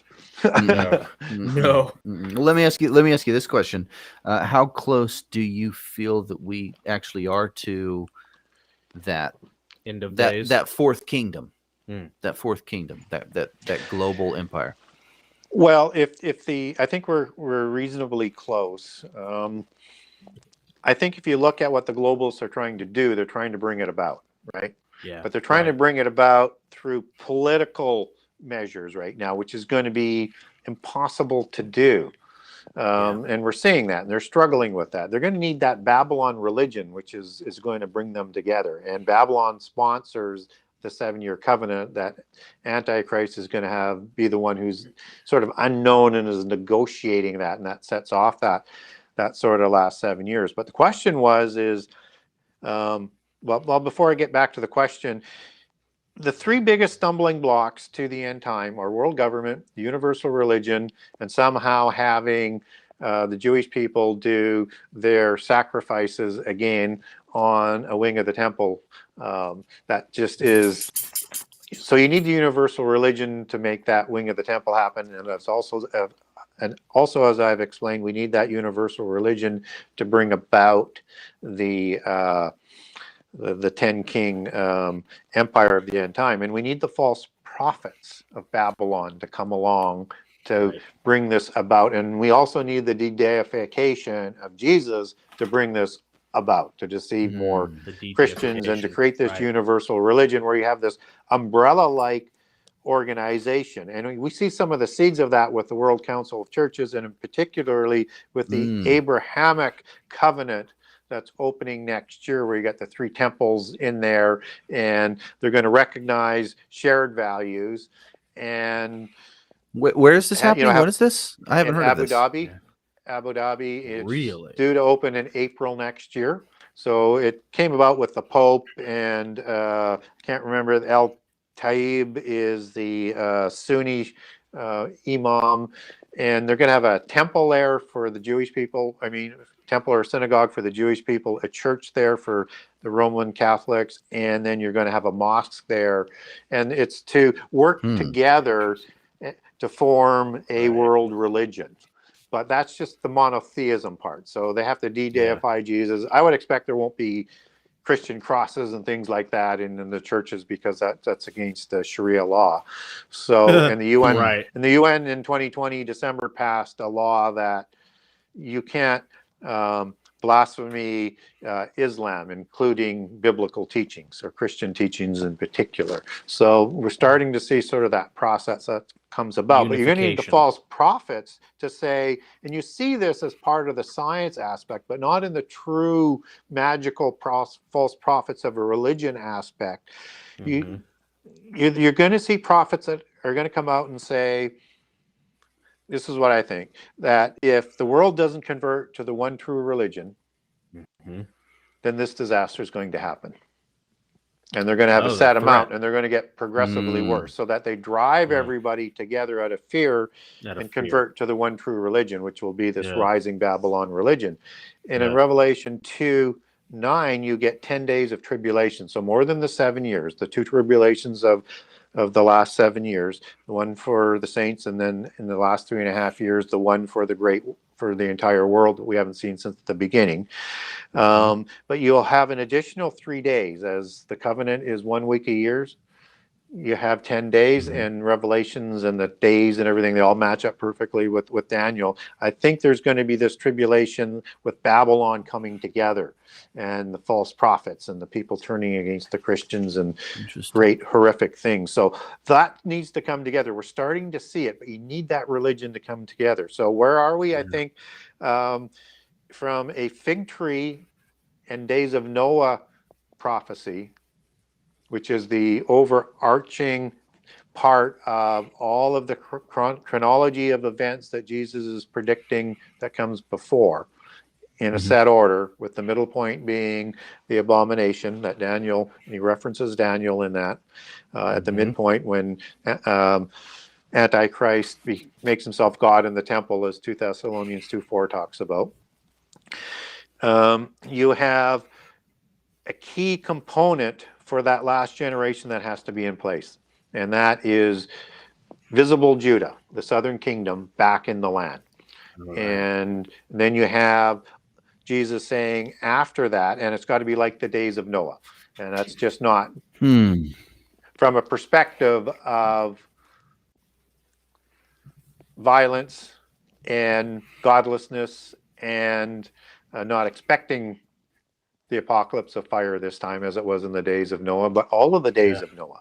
As in Daniel 9, Genesis 9:29 says, as the days of Noah were 600 years before the flood, 350 years after. Jesus uses the specific words as in the days of Noah. That's from Greek into English, and then Hebrew into English, and it's the same words. And we need to know what happened before the flood and after the flood, and the great technology that they had, that I think I talked about in the last show, that we can't even duplicate yet, but we're starting to get close to, that they could destroy and corrupt the whole world, even the DNA and the genomes of the animals and of the plants. Oh, they're promoting human-animal hybrids now with CRISPR technology. Well, speaking of the technology, one of my questions kind of had to do with that, because you had Nimrod. Well, I'll go back even further. Who made himself a mighty man. First of all, you had Herman, where the sons of God came down to men. Yeah. And then later on, you had Babel, where you had Nimrod trying to ascend to God. And ever since, we see these replicas, in a way, ziggurats, pyramids, temples, trying to create this thousands of sacrifices, edifice that's kind of a bridge between God and man. Yeah. And there's it's speculated that they were portal-like. Right, Stargate-esque. Yeah, kind of like a Stargate. Or piercing the Herman, dome, Babel. Yeah, possibly. But technologically driven. Yeah, and even some mounds, are rumored to be that way. Or techno-magic. I think my question is, when the new Nimrod comes around, can we expect maybe not a similar shaped structure, but is he going to try to create some sort of bridge, some sort of portal technology? Yeah, that's a really good question. So I'll just finish off the question that was asked previously. To me, Jerusalem's the key to the start of the fig tree generation, because the fig tree was destroyed in Jerusalem by Jesus, and when you see the fig tree in bloom again, you know the season is nigh, and that generation won't pass. So, and Jerusalem is essential in the possession of Judah in the end time. So I think that if we are in the fig tree generation, that would be starting the counting, and whether or not that's 40 years, we're past that. 70 years is a possibility, or 120 years from Genesis 6:3. So when we talk about Babel, we know it as the Hebrew understanding of the word Babel as meaning confusion of the tongues, right? Where the languages were made after the flood. Nimrod stayed in Shinar, which is Sumer, where Babel was. And he continues in the practices of the mysticism and the religion, the mystery religion of Babel, and he creates the Magi and the development of that Eastern religion from there. And coming out of the descendants of Nimrod staying in Shinar are the Babylonians and the Assyrians, and just as Asher comes from them, and the Akkadians beforehand, right? As you look at the history and the kings that come, and Akkad, and Sargon is the king of Akkad, sort of bringing that sort of empire into place. And the Akkadians have a version of the Babel of Tower of Babel as well, and in that version, Babel doesn't mean confusion of languages. Really? It means El as in gods, and Bab as in gateway, like the portal of the gods. Yeah, There it is. Mhm. right. Yep. And so Interesting. All lot of comes people- together, doesn't it? yeah. Wow. So if you link in what I was saying earlier from what the polytheists believe, is that Nimrod was given this great knowledge by Hermes, who found that knowledge before the flood, and he used that knowledge to build the city and the tower, Mhm. that he may have been trying to build a portal into, because he was worshiping the pantheon of gods, and the Nephilim, and tried to be Nephilim-like as a mighty one or a Gibberim, and he is worshiping them and building this possible gateway, and that may be what he was trying to do, was free them in another dimension, the gods who went to the abyss, the ones that he was emulating and thought so highly of. So there's that connection there. And if you look at Gilgal Raphaim, which is the wheel of the gods, or the wheel of the giants. That's on Herman, right? Yes, on Mount Hermon at Okay. the foot. And it was also one of the most significant worship sites of the early post-Diluvian world, and even went before the flood. It's that old. Really? And it's in that sort of circular sort of nature. And that, wheel is in Gilgal. There's two words in Hebrew for Gilgal. One is Ophan, as we talked about earlier, and Gilgal. This is the other one. Gilgal is used in Ezekiel 1 and Ezekiel 10, but only in relations to a specific wheel, and not the angels within the wheel, which are the Ophanim in the Bible. Right? Yeah. Okay. So this is the wheel of the gods, and it was would have been in the possession of the Rephaim after the flood, and the Ugaritic Rephaim, or the Rapiu, who were travelers between the underworld and earth. Not only the gods, but the Rapiu kings, the demigods after the flood. And Gilgal Raphaim has over 100 domens in it. And a domen is, if you Google Dolmen, you're going to see is like a mini Stonehenge type of thing. It has one big large rock like this, and usually two rocks that stand it up. Okay. And they're also known as fairy domens as well. And domen means portal. So you had like all of these different portals that were in Gilgal Raphaim, one of the most holy sites of the Rephaim in the Mount Hermon area after the flood, and a site that was there before the flood, because of course that's where the fallen angels had sworn their oath atop of Mount Hermon. And so we have to be aware, I think, that there are other dimensions and there are portals in there, and that CERN is part of that search into dimensions with AI and quantum computing, and maybe for one of the agendas trying to let those beings out of the abyss before the time, and also looking for other things as well, but I won't go down that rabbit hole right now. We're just talking about portals and things like that. So bringing this back a little bit more biblically, in the Gog War of Ezekiel 38 and 39, this is the same war, if you bear with me, as Joel 1 and 2, as opposed to Joel 3, which is the Armageddon War. And if you bear with me a little bit, these are the same creatures described in Joel 1 and 2 when the day of the Lord is coming, but it doesn't come, and it says that in Joel 3, and they have mighty ones in both of those two wars. And these are the same creatures described in Revelation 9 after the abyss has been opened and the 200 million man war comes about. This is the counterfeit Armageddon that Antichrist will use to introduce an age of peace and safety, and to present his credentials as the Messiah, right? Because Jesus comes back for Armageddon. It's going to be such a horrific war. Everybody's going to think it's the Armageddon. So within that, understand that in Ezekiel 39, you have these mighty ones again, used a couple of times, and that's Gibberim.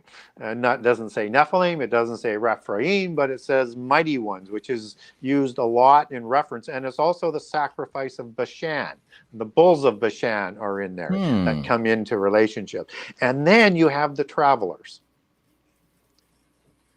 The travelers. The travelers. And that's like from the Ghostbusters? Hebrew word. Yeah. Goes to the Hebrew word abar, and it has a few different meanings, but bar means to cross over. Really? And Oh, that's in interesting. applications, as in Job, it crosses over and has to do with the dead, from going from one side to the other side. Oh, yeah. Some English Okay. translations might say passengers, but travelers and passengers are the two words. It's still the same Hebrew word, just as the Rapiu, the Raphaim, we're going back and forth. And in the Ugaritic text, you get that all sort of written out. And I know Dr. Heiser talks about this as well, and I'm absolutely on the same frame that those are likely, to me, that is modern day Rephaim. And if you look at Gog and Magog, right? Yeah. And this is after the Revelation 9. So whether or not it's the demon spirits that are coming out or the fallen angels and things like these scorpion beings, which is another interesting topic, but sort of separate from the two other groups I was just talking about.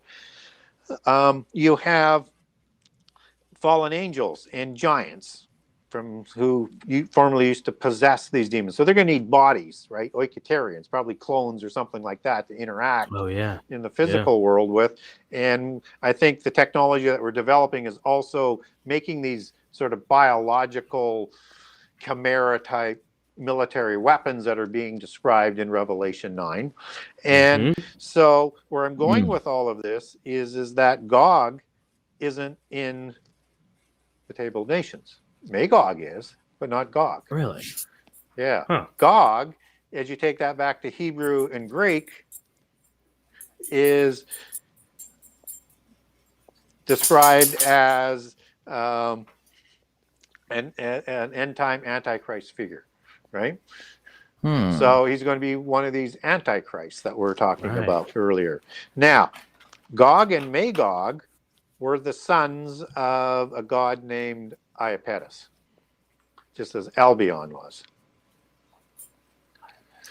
And interesting. In polytheism, they have these giants escaping from Tartarus into Scythia after the flood. Again, I don't think that's what happened, but you have Rephaim showing up after the flood that are also associated with Scythia. I think they're, and wherever they're created, they may have been created in the Middle East, but they also have a congregation in Scythia as the Scythians, as the Aryans, as the Tuatha De Danann, as post-Diluvian giants, as red hair and blonde haired and pale skin and red hazel eyes and blue eyes, and on with those types of descriptions that they were described on. And so it was typical for giants to take antediluvian names, like Gilgamesh probably had a counterpart. And many of the giants would have, in that heritage legacy, patronymically, however you want to get there, would take similar names, just as Saul is one of the Horim of the names coming out of Genesis 36 that King Saul takes. This is not an unknown common. So I think the original names of the sons of Japheth that went into Scythia, into the northwest Turkey area, they weren't named that. I think they had their names changed to Gog and Magog. Well, not to Magog, or not to Gog, because Gog's not in there, but Magog. And to represent those giants that they were now living amongst with those giants in the Scythia region. And so we need to factor in that not only do we get descendants of the descendants of Japheth and other descendants that are going to be part of this great alliance that are described in Ezekiel 38 and 39, but we also get this link to these giants that come out of polytheism. And so this is Magog, the chief prince of Mesesh, and Gog of Magog. So this is an interesting thing that I don't think that we should overlook, that I think somehow, some way, those giants are going to be part of that counterfeit Armageddon. And that relates back, in case I lost people here, we were talking about the travelers and the passengers that go back between the portals that are doing so in this aftermath and this destruction of the Gog War. And what's interesting there is right after that, you get the gathering of the second Exodus, which is an end time event. Second Exodus from of visible Judah around the world to meet up with the people of Judah who fled at the time of the abomination at the midpoint. Oh, okay. Yeah. Right, and the same description that happens in Revelation 12, where God's going to protect them for 3.5 years, and then Satan and Antichrist turn to everybody who upholds the name of Jesus and the testimony of Jesus and God. Ezekiel 37 talks about the dry bones. Oh yeah. That's part of the resurrection process and the resurrection of Israel to come under judgment. And you have second Exodus then being described after that. In the book of Micah, in chapter 2 and chapter 5, you have the one who's going to break the prisoners out. They're going to be led in Exodus by their Lord and their King, by 7 shepherds. And this is in the year of the Lord's favor that is talked about by Jesus in Luke, and also in Isaiah 61, where he breaks out all of his prisoners. When Jesus comes, he's coming for rapture, he's coming for second Exodus, and he's coming for Armageddon in the days of the Son of Man, as Luke talks about, and the days of the visitations, as it's talked about in the Old Testament.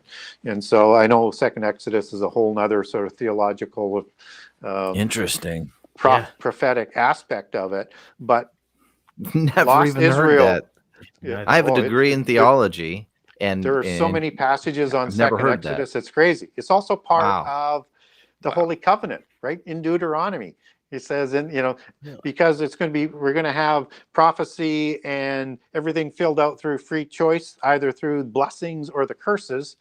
They violated the covenant, so everything has to happen through the curses, and part of the curses of the covenants will be the dispersion into the peoples, and then in the end time, he'll bring both Israel and Judah back together.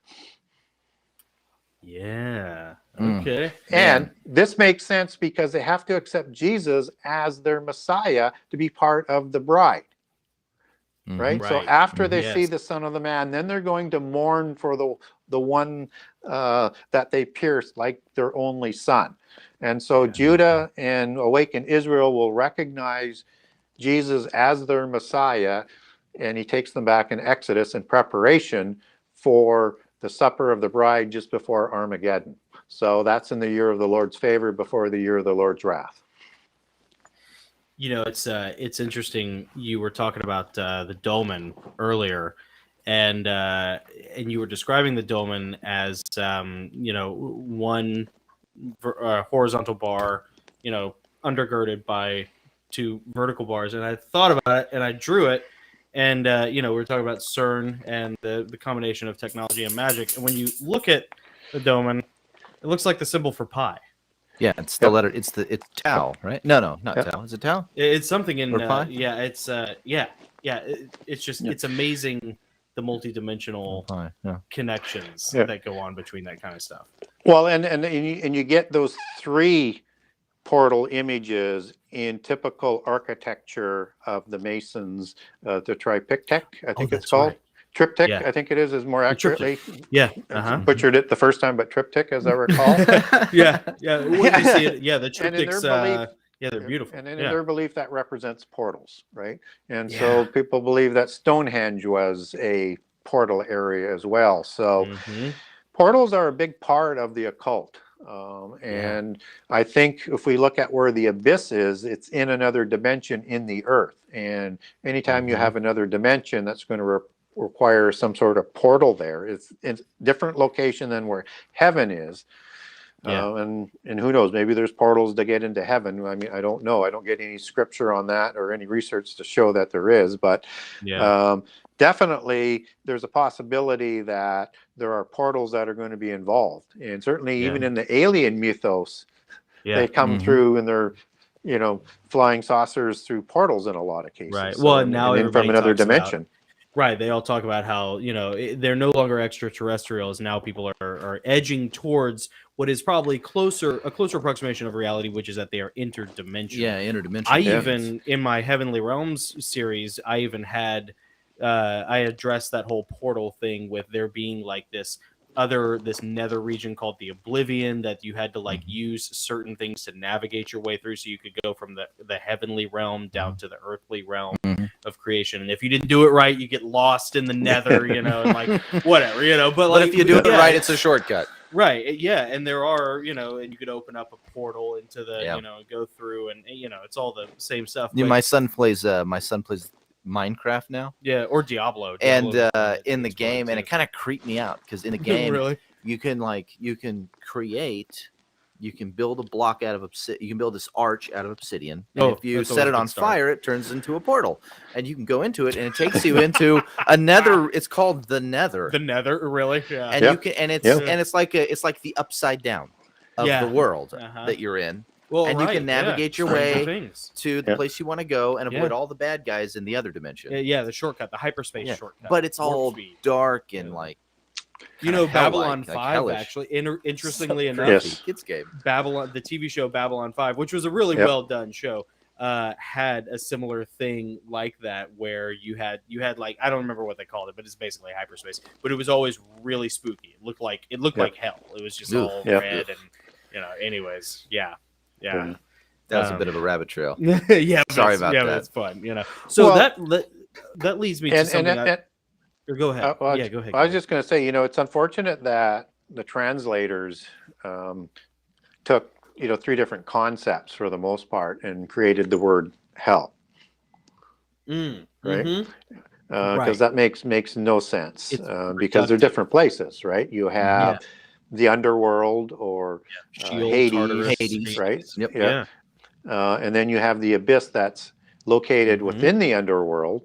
And then you have the lake of fire, which is a whole separate location and place, maybe in the underworld, but it's a separate, and they've made it into one meaning. So people aren't thinking that Sheol, as the underworld would be called in Hebrew, they don't think anything about the underworld is biblical.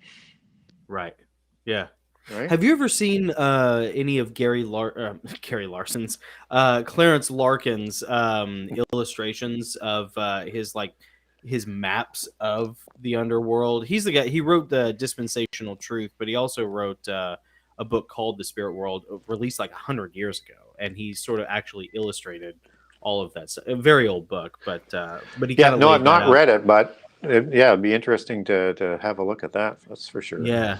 Clarence Larkin, our dad gave me that book when I started writing the angel books. It's awesome. But the reason why it's been conflated is so that they can allegorize it away.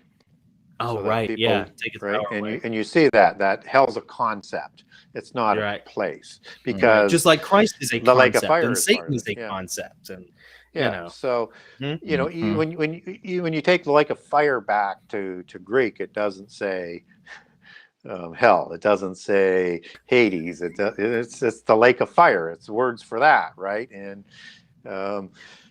it's also interesting that the word hell is really goes back to Hel, as the god of the pit, the one that he's going down to, that Isaiah talks about. Right. Yeah, and you actually get the spelling of Hel or Heyl as you take that back in etymology as being a place in the underworld, and of course the El is the angelic part of the name, and he's the god of hell, right? Yeah. That makes perfect sense. Wow. Yeah, never thought of that. So we have this understanding of Hades, kind of a resting place or a holding tank, if you will, or a resting place of the dead. You have Hades and you have Gehenna. Or excuse me, is it Sheol and Gehenna? I think Sheol and Gehenna makes up Hades. But is there any now after Christ's resurrection? Is there any use for Sheol, a place for the righteous dead? Well, I wouldn't say the righteous dead are in that location. Yes. So I would say that the underworld is a place for the fallen angels that they were, going back and forth on. It's the location for the prison of the abyss, and that the dead of the Nephilim and the spirits can go back between those portals as well. So I think it's all about the location for the dead in the physical world of the Nephilim, the Rephaim, and probably a lot of their descendants that kept up with that kind of belief. And reincarnation is all about, sort of navigating your way through that. This is all demonic spirit beliefs. This has got nothing to do with humans. Humans sleep. You get I'm trying to think of the Abraham's bosom as a parable that Jesus talks about, and he talked about in languages and stories in a parable that the people of that time understood. So you get the message, but it wasn't the message of the story. It didn't have to be real. The message is even if somebody came back from the dead, you wouldn't change anyway. So you could send as many people back, you still wouldn't believe, right? Mm-hmm. The Bible says over and over and over and over, you sleep. And so just as in Ezekiel 37, Israel will come back to life in their bodies to come under the judgment. You also have the rising of the dead in the series of the resurrections, Christ, the first fruits. And then when he comes, those who died in Jesus. So you got different sets there. You have Christ. The first fruits are those who are martyred in the 2,000 years since Jesus has been here. And they're seen in Revelation 6, and they're told to wait for those who have to be martyred like they were for the testimony of Jesus that come out of the Great Tribulation. That's the first 3.5 years. And then when he comes, those first fruits were all going to be resurrected first. And that also includes the 2 witnesses, which are the first 3.5 years. It also includes the 144,000 that are shown in Revelation 14. And they're also actually called first fruits. We're not told that they're killed, but they're seen in heaven. And one presumes that they were martyred as first fruits, as all the other fruits are. And then those who died believing in Jesus are resurrected at the same time as those who are still alive, that are the select few that are going to be raptured. And then you have another resurrection that's talked about in Revelation 15 of those who refused the mark and refused to worship Satan and Antichrist in the last 3.5 years that are resurrected as part of the summary of the last 3.5 years. And that resurrection is for sure happened when you have them seen as reigning in Revelation 20 with Jesus. So you got that series of, and that's why even through the rapture verses, it's all about the dead who sleep that are resurrected, right? And over and over and over throughout the Bible, it says you sleep. And that whole place, that whole idea that the bosom, Abraham bosom, is where, like purgatory or places where people to go, that's polytheism. And at the time of the Pharisees and the Sadducees, they were arguing over whether there would be a resurrection, there wouldn't be, what happened when they didn't really know. They didn't really get that in their scripture as to what happened, except that they were told, whether it's in Proverbs or wherever else in the Old Testament, you sleep. So that when you get into Daniel 12, it says those who sleep, in the dust will be resurrected at that time again, right? Some to eternity and some for judgment. That's referencing, again, the midpoint of the last 7 years, and when Ezekiel 37 happens at the time of the second Exodus. Second Exodus. Mm-hmm. That is such an interesting topic. It's going to be my third book that comes out. Yeah. Spoken like a true writer. After the sequel of so I got it half written. So the third book is half written? Yeah. I'm finishing off the second book. I set it aside for a bit. I'm going to run to the restroom real quick. It's my turn to use and I'll be right back and go on to your next question. Yeah, so I did want to I know we're creeping up on 2 hours here, so I wanted to make sure that we talked about this before you had to go, but we'll take it for as long as we can get you, Gary. I wanted to ask you how your second book was coming along, and any sort of news as far as a release date or and anything you want to hint at for people. I targeted to have it finished written by the end of the year. I'm still trying to get that done. And cool. I obviously, I have a publisher, and I'll also be soon, I think, weighing out maybe other options, but I'm also quite loyal, so I'll probably stick with my existing publisher because I do want that distribution. Oh, yeah. And so I'm hoping sometime next year, depending on how long, if I can get it done by the end of the year, and if the process goes through quickly as to slowly. Sometimes it can take 6 months to a year to get it out.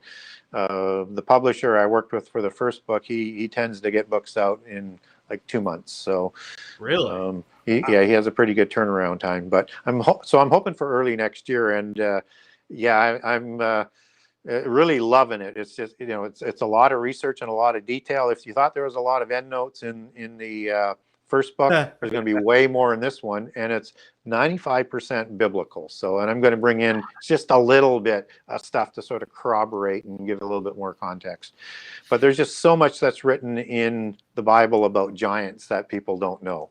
I mean, there's just tons of stuff, and so much about the angels and the hierarchy of the angels, and you know, the dual prophecies that people have never looked at, like Isaiah 13 and 14 and Ezekiel 28. And oh yeah, I really could have used this book 20 years ago, it sounds like, when I started writing the Heavenly Realms series, because, you know, no one ever did any research about that kind of stuff.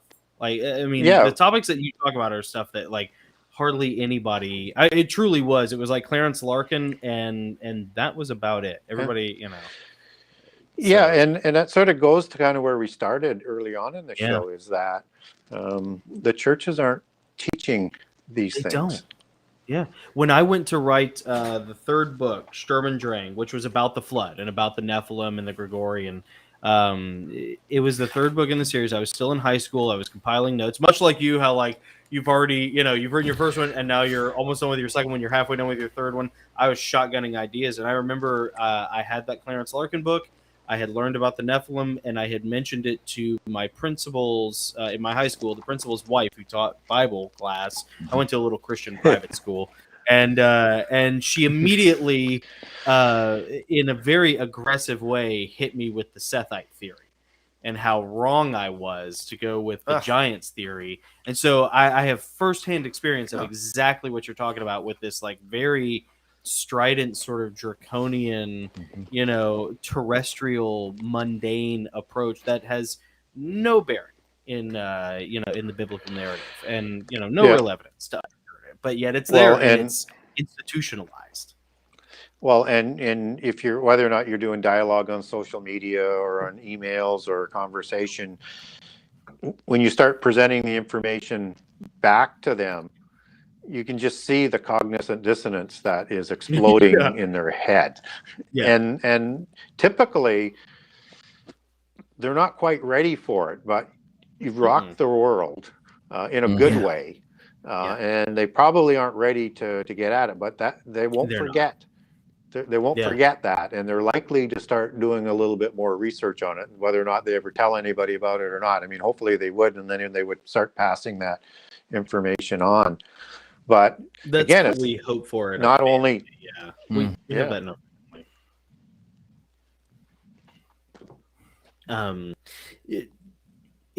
I have one last question if we have it, but I know that, like, Nick, it's so funny. Look, Gary, here's my notepad. Here are, like, my notes, my questions, and I think I maybe have like a third of them answered here. Nick's is even worse. So I'll let. Well, I only had I only had I guess 8.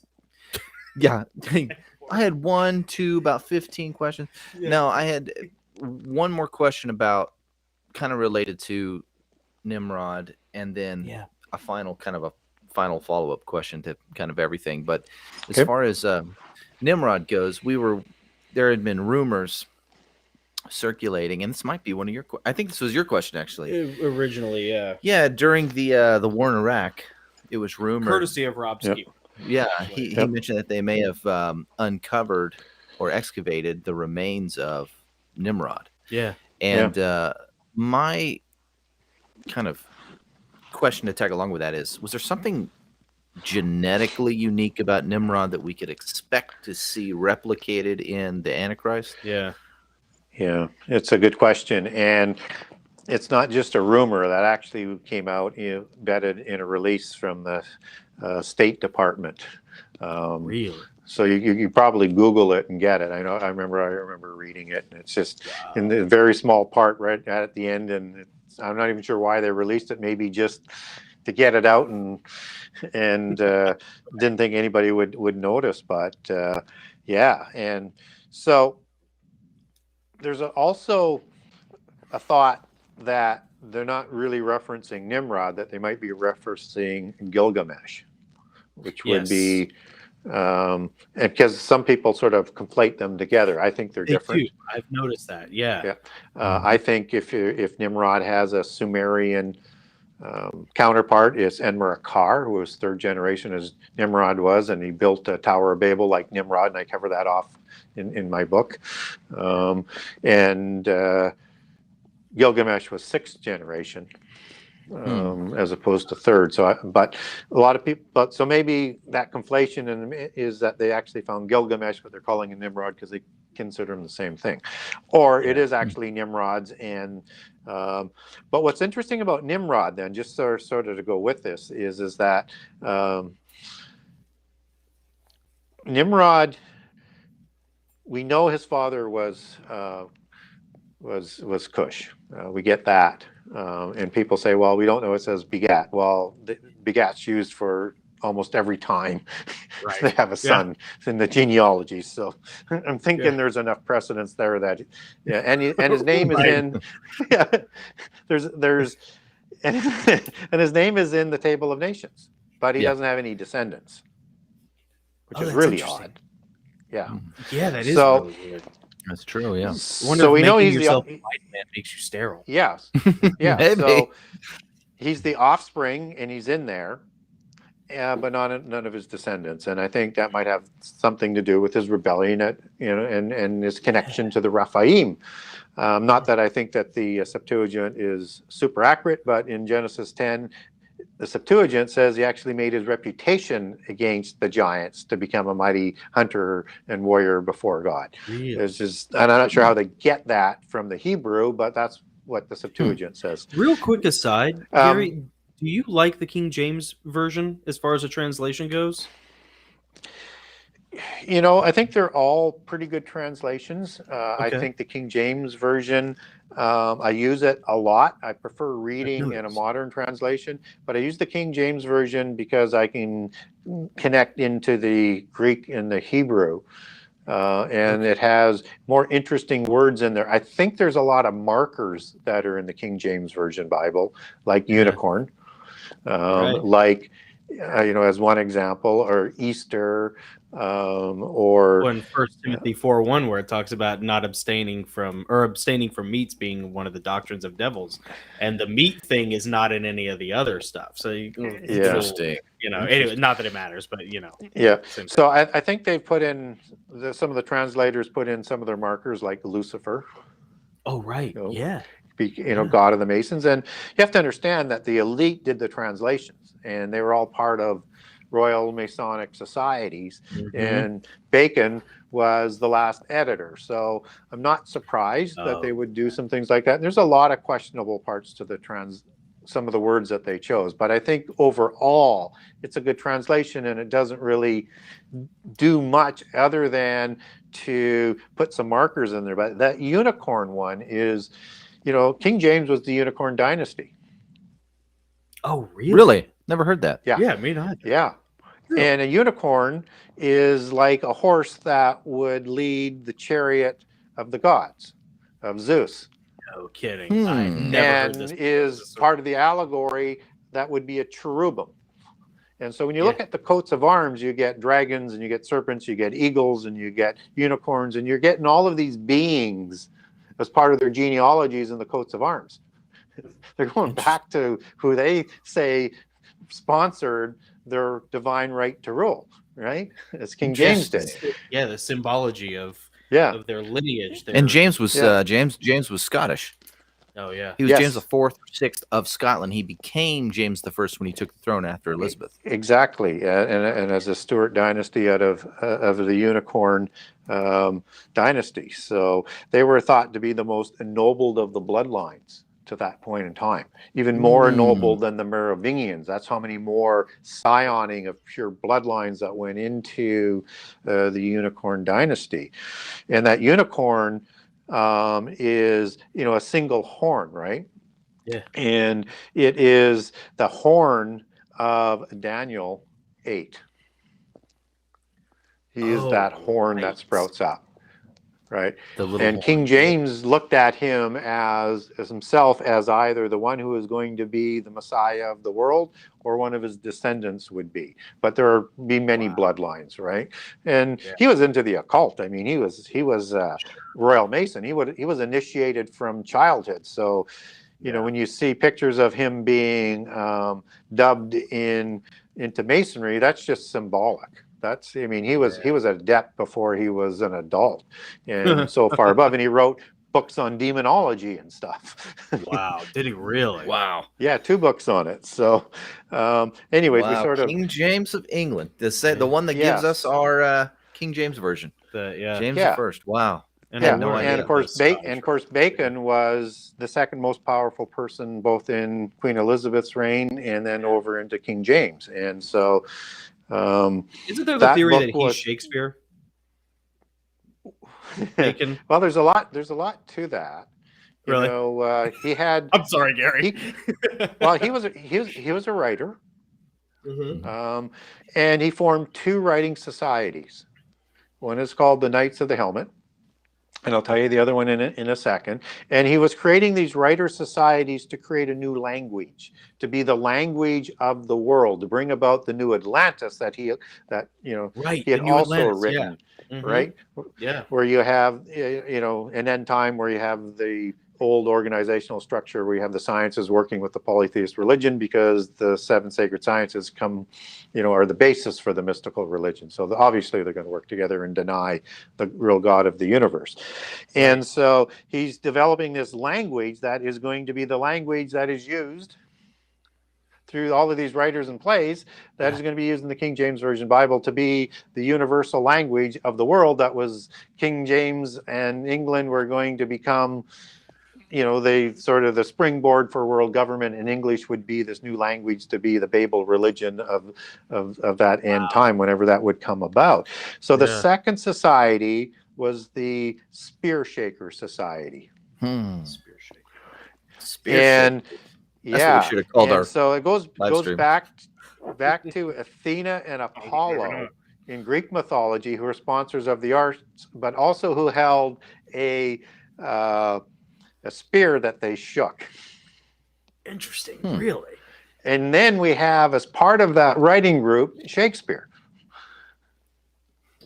There you go. Yep, there it is, baby. And so I don't think that he was actually Shakespeare, although he could have been, but I think Shakespeare was his front, right? He wrote and Shakespeare published them. Interesting. Yeah. Oh man. So, yeah, this is all new to me. I got a couple all new to documents me on that if people want it. So what you're saying is this is really hard for me to fit in my brain, that William Shakespeare wasn't actually like a person. It was really Francis Bacon may have been, but through the Spear Shaker Society, he wrote these works and penned these works as William Shakespeare, or someone in the society did. Yeah. Wow. Which they kind of telegraphed in Shakespeare in Love as, Interesting. I've got a couple of documents on that. If you want it, just let me know. Get a hold of me. I'll send it to you. Oh my gosh. Please. Totally. Please email that stuff to us. Yeah, that's so cool. So I think we're talking about Nimrod originally. When we got into this. I'm so sorry. We dovetailed off 3 different times, and every one of them was awesome. Well, but also think about this though, is that with that unicorn, and it's associated with Mount Hermon in some Old Testament passages. So they very strategically have used it, and also where the descendants of Ephraim and Manasseh are going to gore the people of the world, and that's also part of an end time prophecy as well. But when you look at the trying to think what my train of thought. The mountain of Mount Hermon has more than one name in the Bible. Really? It is Mount Zion, Sion. Really? And but it doesn't go back to the same word as Zion in Jerusalem. It goes back to a word, that's a completely different word. But it's another name for Mount Hermon, as Deuteronomy 4:45 speaks to.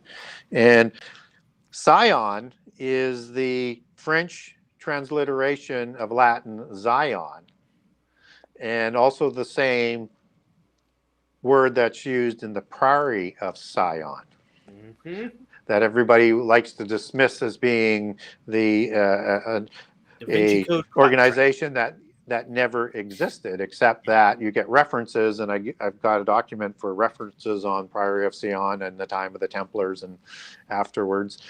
And what's interesting is that they crowned the King of Jerusalem. Baldwin II and Baldwin III in a small priory in the Rock of Zion. Really? Yeah.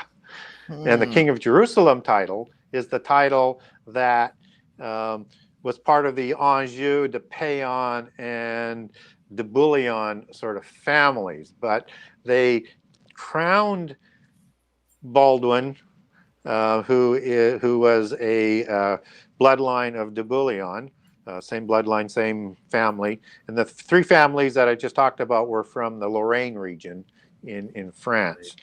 And so they crowned him the King of Jerusalem for a reason, because not only did they have Merovingian bloodlines, but the Merovingians also had Benjamite bloodlines, as they said they had grafted in. And so not only bloodlines of King David, but also bloodlines of Jesus and bloodlines of King Saul. So they got them all in there with these Nephilim bloodlines and the Rephaim bloodlines as being scioned in. Another play on words, scion.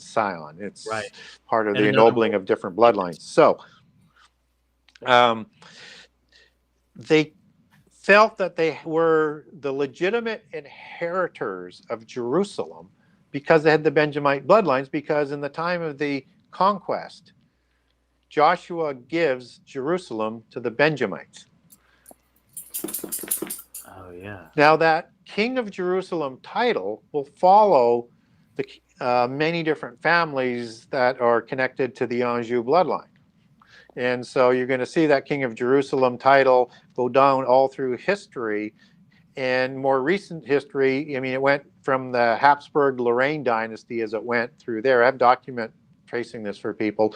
And then in our generation, it was held by King Juan Carlos of Spain, and currently held by Philippe, his son, as the King of Jerusalem, who's the Bourbon family, who inherited that through the intermarriage of the Habsburg Lorraine family.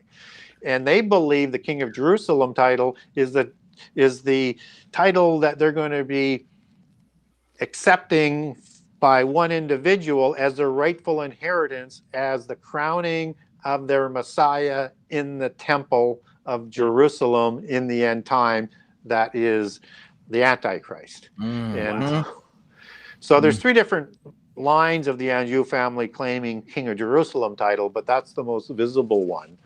I've got a couple of series of documents on that. One about the Lorraine, and then one as it connects back to the Priory of Sion on Mount Hermon. That is likely the Pan Temple. Oh, really? Yeah. Is that the one at the base of the mountain near Caesarea Philippi that Jesus was in front of? And he went there for a reason. The gates of Hades, right? Yeah. There's a cave that's called the Gate of Hades there, where also the Pan Temple was. Okay. And Pan is a goat god like Azazel, right? So at Mount Hermon. And he went there and announced to those who rule the earth today through the Council of Gods and the 70 original nations that we talked about earlier, that he was going to build his church through Peter, the rock, changed his name. And he was declaring that. And basically saying, there is nothing you can do. Your time's over. Yeah. Wow. You know what's real quick? This is just a total pop culture thing, but you know what's really interesting? You mentioned Peter changing his name, The Rock. You know, when you, and I say this as like a fan from 20 years ago, back when it was, it was like in high school, The Rock, like Dwayne Johnson, The Rock. What's his symbol? If you remember from his WWF days, like before WWE, WWF days, when he was like in the late 90s, when he was super popular, his symbol was the Brahma bull. Really? Yeah. Like, I mean, you talk about like, conflating, and there is this The bulls of Bashan.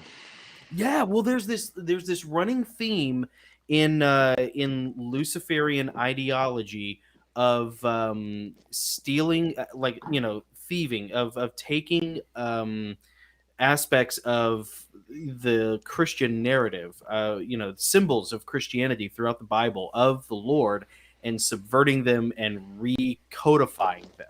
Yep, they do that. Something, because I mean, what is it? Satan cannot create, so he has to, basically Counterfeit. He has to bastardize it in a way, and so, it's just like what has happened with the rainbow, with just like what has happened with so many things. You have it right there with a wrestler that I thought was awesome. Man, it's a real bummer, but that's all right. I thought he was so cool. Yeah. I haven't really paid attention to his career in the past 10 years, but yeah, I was a big fan back in '98. Let me tell you. But no, it's just. I'm sorry. That's interesting. So I'll finish off on Nimrod. So he became a Gibberim, and Yes. And when you take that back to Hebrew, it's like breaking of a covenant of some sort, of a promise and a vow. So I think that is basically saying that he may have started to act like an Nephilim, and with that technology and knowledge, so maybe somehow he did change his physical nature somehow to become a Gibberim or a Nephilim-like individual. And certainly from the occult bloodlines, as I write about in the book, is that he, and particularly as Lawrence Gardner talks about, that he married into Aryan and Rephaim bloodlines that started the dynasties that Gilgamesh would have inherited, because Uruk was part of Nimrod's. I don't think he built the cities. I think he renovated the cities, because those were antediluvian cities that I think he renovated. And Uruk, which is Iraq, is the same city of Gilgamesh. So, yeah.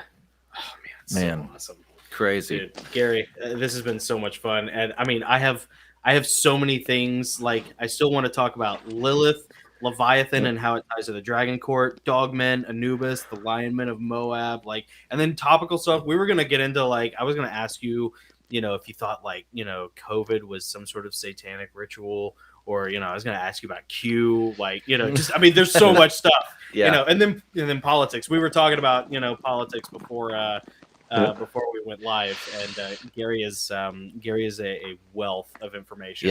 And yeah, dude, this has been, and the Great Delusion. I wanted to ask you about the Great Delusion too. Like, we're gonna have to do it again, man. I'm sorry. We're, I mean, we'll keep asking questions. Don't get us wrong. Yeah, we're well past the 2-hour mark. So let me just ask you one more question before we let you go. What is the most disturbing sign of the times that you've seen over the past decade? Oh yeah, COVID. Yeah. Because it is, as you get into the fig tree generation, you get the birth pangs, and those are earthquakes, wars, rumors of wars, pestilence, and pandemic. And I think these all are contrived, because it's the evil forces that are trying to bring about the end time, to bring about their day of destiny, to war with God and complete the rebellion that they think that they can win. And this, we've seen like SARS and other ones, but this is the first real significant hit, and we're going to start seeing, I think, more of these birth pangs working together, because if you look at it from a chronological basis, these are the beginning of sorrows, and the birth pangs get stronger as they go. Right. And they also need to work together, and we're starting to see the movement towards that globalization, but it's going to be messy because China and Russia and other places are going to be looking for a bigger role in that group of empires that are going to be there. So you're going to see probably, I think, Russia make some moves after the Olympics and China make some moves after the Olympics to continue to expand yeah, exactly. I think that probably happens on, Biden's watch. So these things are going to get stronger. It's going to get worse. And part of the control that Babylon has is her sorceries.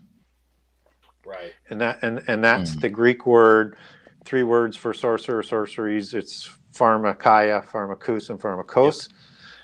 And that's the root word for pharmaceuticals. And in the old meaning, it was spells and charms. And these are I think what they're going to do is control the world through healthcare and vaccines and pharmaceutical medications, both legal and illegal. And that's how she deceives, and leads the world astray. So I think that's sort of all connected, and that these birth pangs are going to get stronger. So we're going to see these get worse. This is nothing.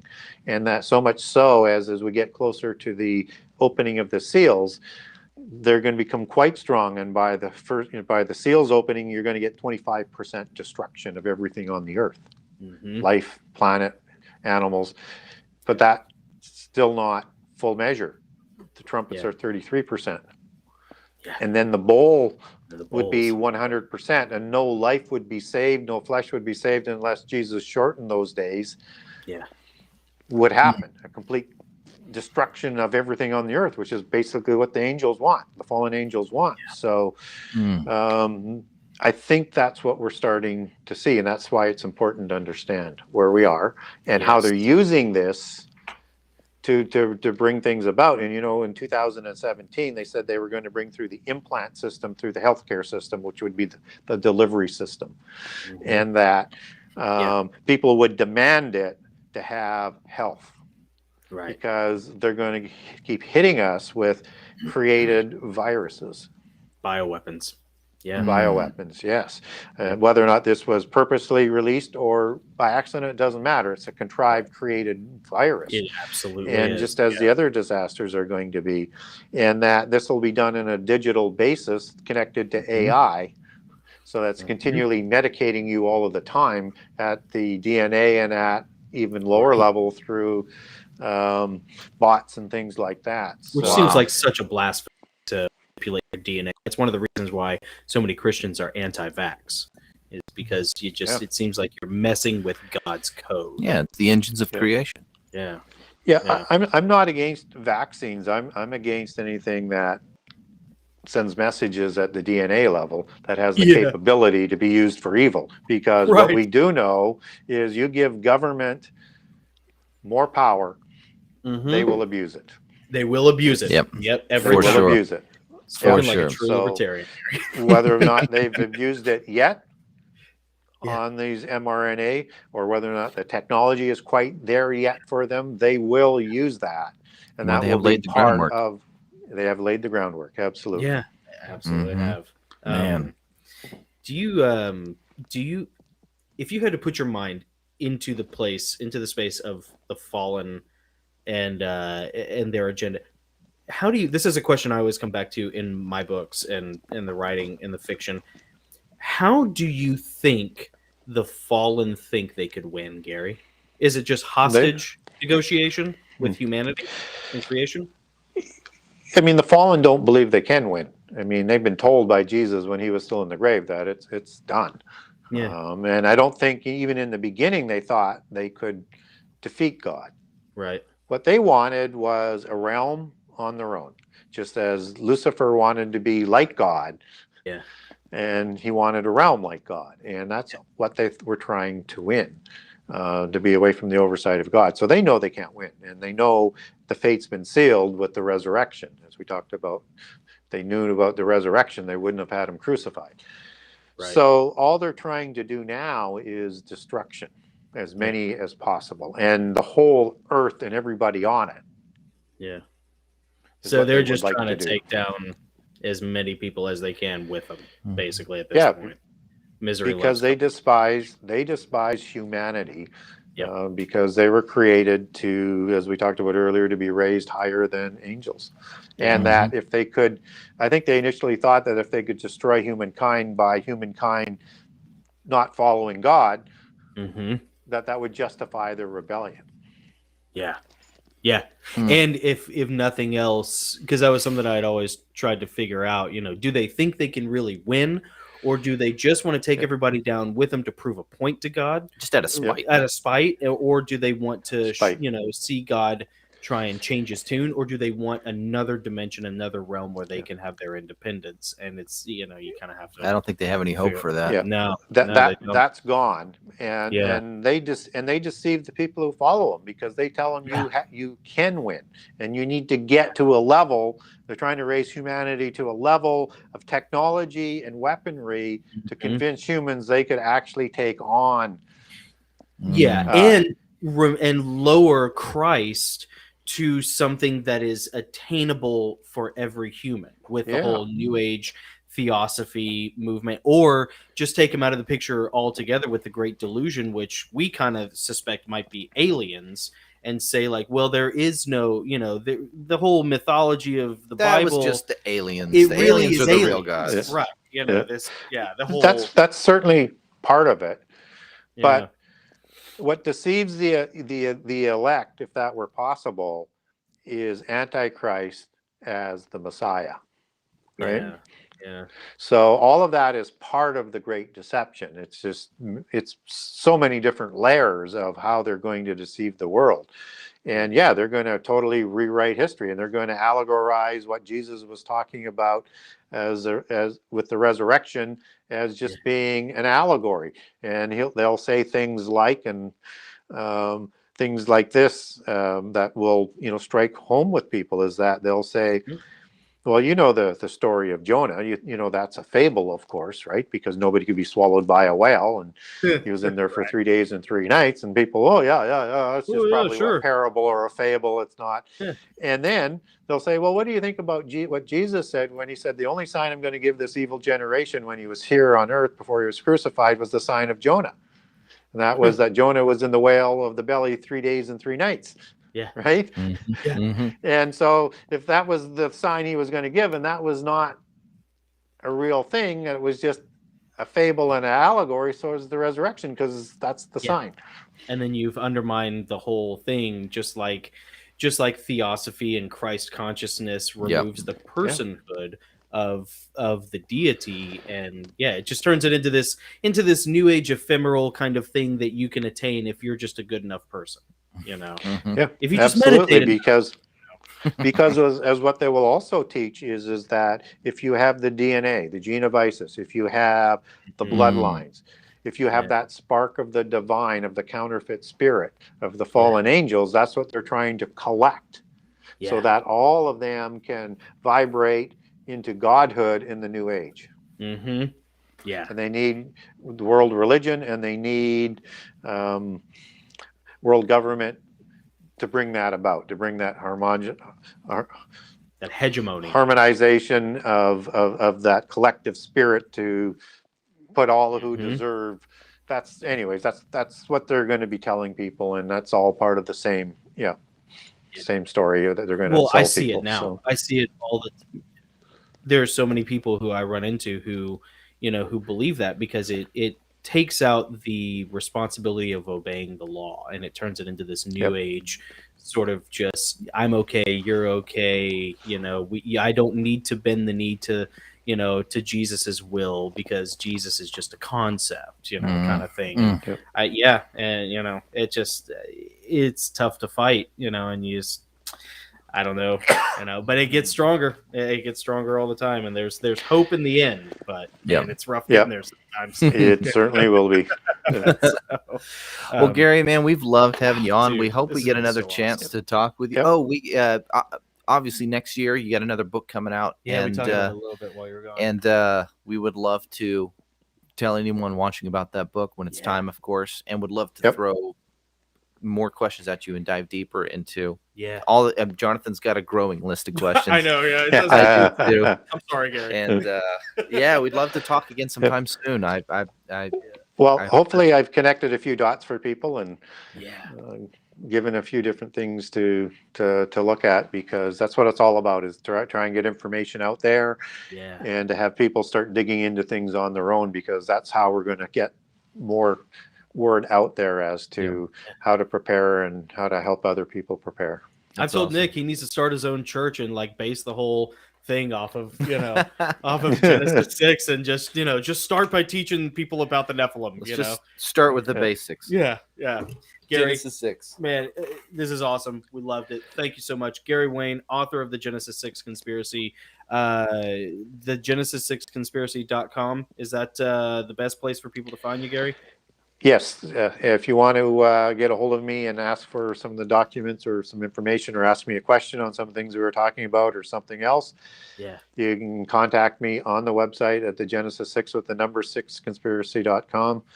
And there's also a generous excerpt of all 98 chapters on the website. So people can get a good feel for whether or not that's the book for them or not. And I think just going through the table of contents is probably going to get your interest. There's so that's much. me. Yeah, and you can get a signed copy from me if you want it there from the author, or you can click over to Amazon to get the Kindle edition, or to barnesandnoble.com or amazon.com and buy it there. And if you wanted to support your local bookstore, the book is distributed by Bookmasters out of Pennsylvania, so they could order the book in for you. We got a great narrator if you ever want the audiobook, Gary. That's right. lots of volunteers, and nobody gets through it. Nobody. Oh, gets really? Through it. You know what? And Adam Earl would do it. Yeah. There was a group that was doing it last year, and they came under significant spiritual attacks. Then they said they had it done. Now it's lost. It's just disappeared on them. It's gone. I'm not surprised, actually. That's something to add to the prayer list, actually. Well, Adam's father was an Anglican priest. He's our narrator. He's a narrator, but his father's an Anglican priest and on the exorcism team. He's brushed up against some strange things, but he is a stalwart believer. Yeah, he is, man. He is a true Aslan. In a lot of ways, we love Adam. So that's it doesn't surprise me though. If you come under spiritual attack, like your team of narrators did, there's a reason for that. Yeah. And the devil doesn't care about you until you choose a side, until you become a threat. When you're on the radar, man. Yeah, that's when it happens. So, anyways, Gary, thank you. Thank you, Gary. Thank you. You have a great night, and we'll be in touch soon, and we'll do it again. Yeah. Terrific. Thanks, bud. All right. Bye. Talk to you later. Dude, how cool was that? He's the best, man. He's the best. Gosh, that Gary was awesome. Wayne. Yeah, the Genesis 6 Conspiracy. Man. And his second book should be out, I think, at the beginning of the year, hopefully. Well, I'm not sure how soon into the year it will be, but it's slated for early next year at some point. So, man, it's going to be good. I can't wait. Yeah, his interviews are awesome. He has a ton of interviews on. He's very generous on YouTube, and he's been on some podcasts as well. I think he's been on Blurry Creatures, right? Mm-hmm, yeah, he's been on Blurry Creatures. And so he's been on a bunch of different stuff, but his book is. I wish I'd had this book 20 years ago. Yeah, it would have made my life so much easier. And but he's right. Like you really can't. You can't figure out where you're going with as far as like prophecy unless you understand where you've been, which is prehistory. And that's the part that no one wants to talk about. And the Genesis 6 Conspiracy goes there. It talks about that stuff. And it is a sort of an essential tool in the kit, for any modern day believer, It's Nunya Business is watching us. Nice. Which is a great name. She's he or she says, I missed the entire thing. That's all right. Nunya, don't worry. We upload this whole thing to Rumble. Yep. The Gosslings on Rumble. We have a podcast on Spotify. Yeah. And this whole live stream will be on YouTube for several days. I'm going to dice it up into smaller segments organized by topic. Oops, excuse me. So I'll be uploading those as well on the channel too. So you can catch it all there. Nina, okay, hi. All right, very good. Well, thanks for we're so glad you were watching. I hope you enjoyed that.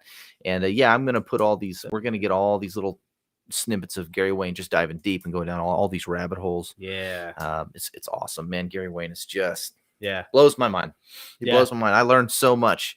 I have a degree in theology. I've read his book, and you talk to him for 5 minutes. You're like, I didn't know that. Wait, Whoa, like, wait a minute. Go back. He connects the dots big time. Well, he's been doing it the Genesis 6 conspiracy was a book 30 years in the making. 30 years of research, So, and it shows. It really shines through. Nina, it is. It is a fascinating series of topics. And the thing about Gary is you will give him one thing and he will chase that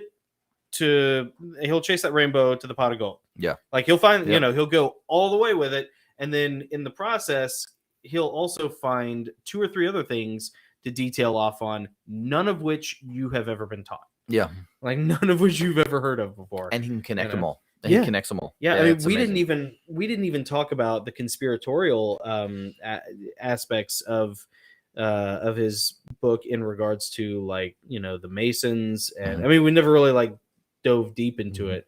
The Masons, the Priori of Sion, the Fairy Kingdom, and the Dragon Court, and how they're they sort of compete with one another. We talked about that stuff a little bit in the first interview we did. Yeah, and that was about a month and a half, 2 months ago, where we did a first interview with Gary Wayne, and we went into some of these topics. This interview was really cool because a lot of this interview, it was tying into what's going on right now in our world and in times and what to look for. That's I mean, this has been really fun. It's very prescient material. That's the interesting thing about what Gary does, and he's on a mission. He really is a man on a mission. Yeah. Like all righteous men, and just having that message is important, and getting that message out there is important. It's almost like I don't want to go to a church that believes the Sethite theory in the same way that I really kind of, and this is a hard one.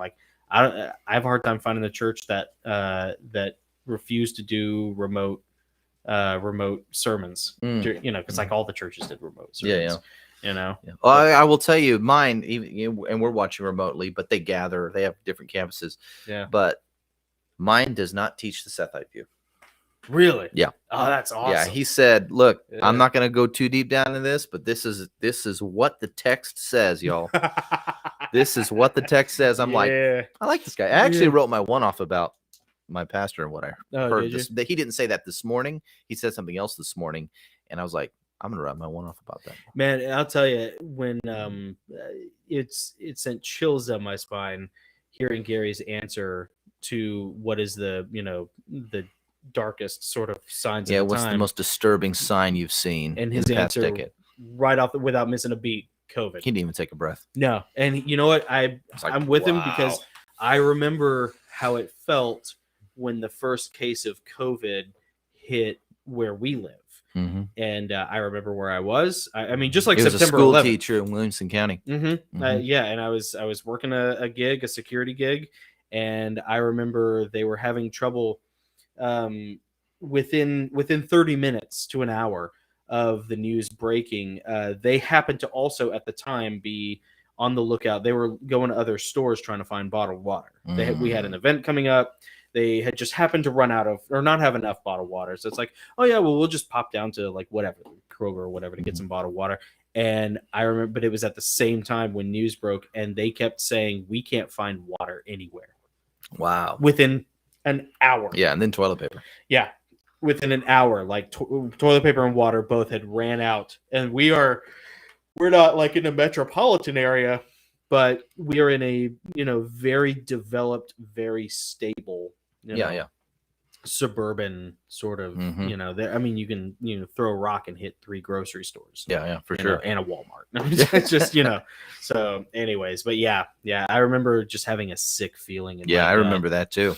Ominous. Very ominous. Yeah, that's the word for it. It was extremely ominous. So, well, you want to do one-offs? Yeah, let's do one-offs. One-offs to wrap it up. Let's see. All right, typewriter one-offs. Glad you're here, Nina. Yeah, thank you for watching. And this is a part of, we do this at the end of every live stream. We are technically a writer's group. We interview authors. That's what we do. We find authors that have the most interesting topics, content, or just have a something unique about them. Yeah.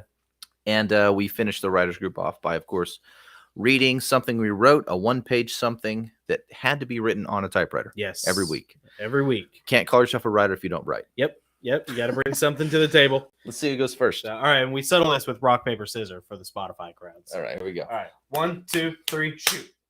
Man. Got him. One off the bat. Man, got him. You know? It's been like 3 weeks. I I've been know. losing for 3 weeks. Well, I've been making him work for it, Not this time, apparently. All right. Just, now who's I thought I could win by playing the rock, but, You went with the rock. Yeah. Whoops. I went with the Brahma Bull. So, all right. Here we go. I see the tired, listless eyes of my brothers. I see the heavy lids under heavy brows and sluggish gaits. I feel the bone-weary breath and sighs that come from souls.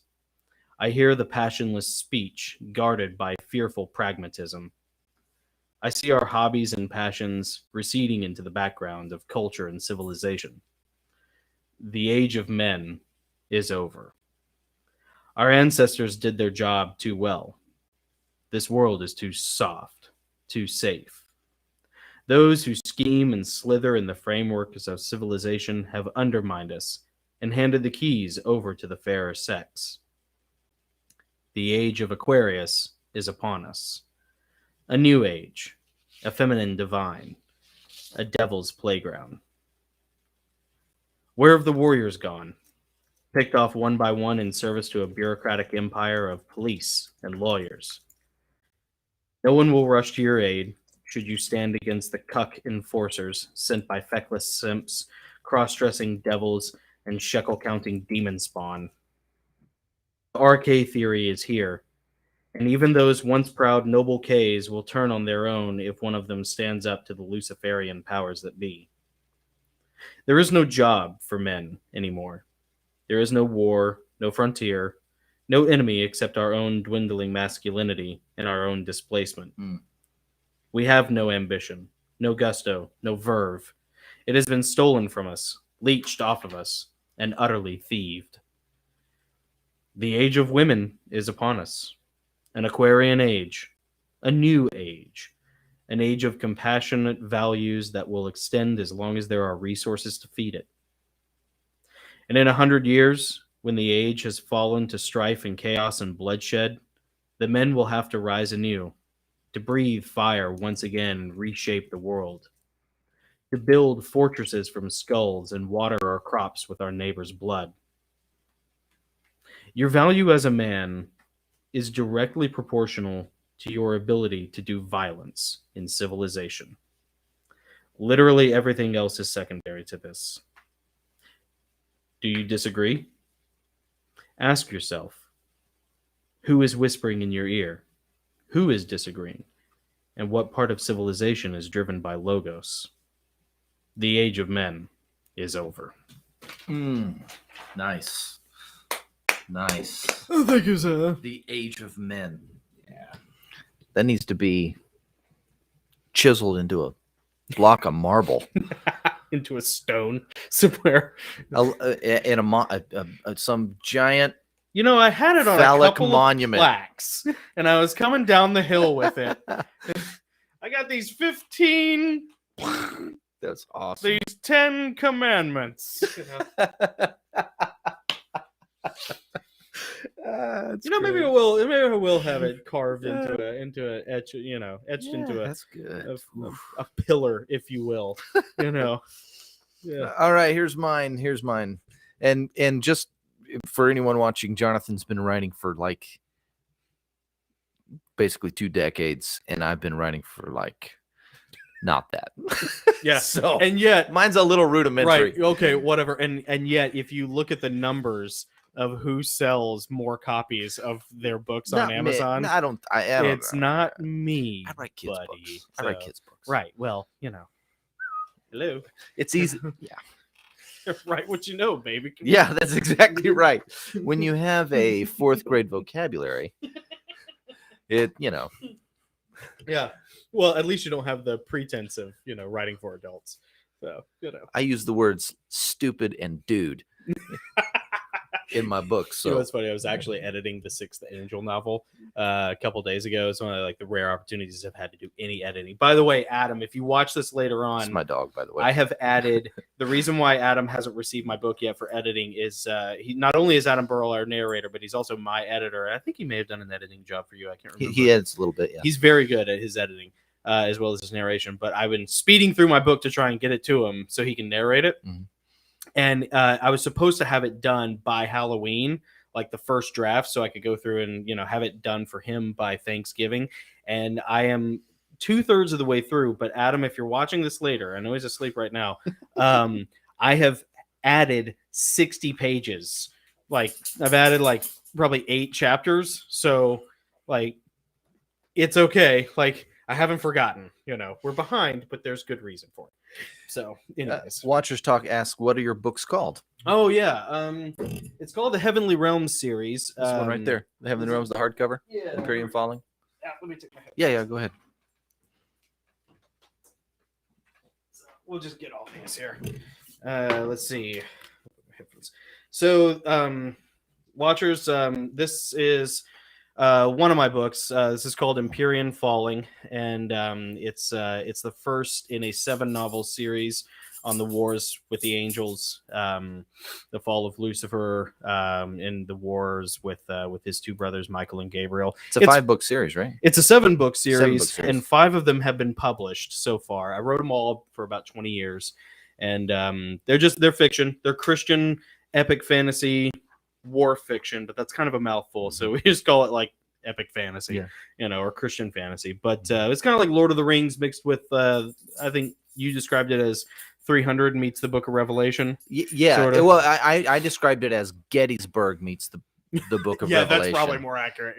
It's awesome. So if you're a fan of if you like Paradise military Lost, fiction, if you like Gates of Fire, if you like 300 or Gettysburg, or Rome Total War, or any of that stuff, then and it's not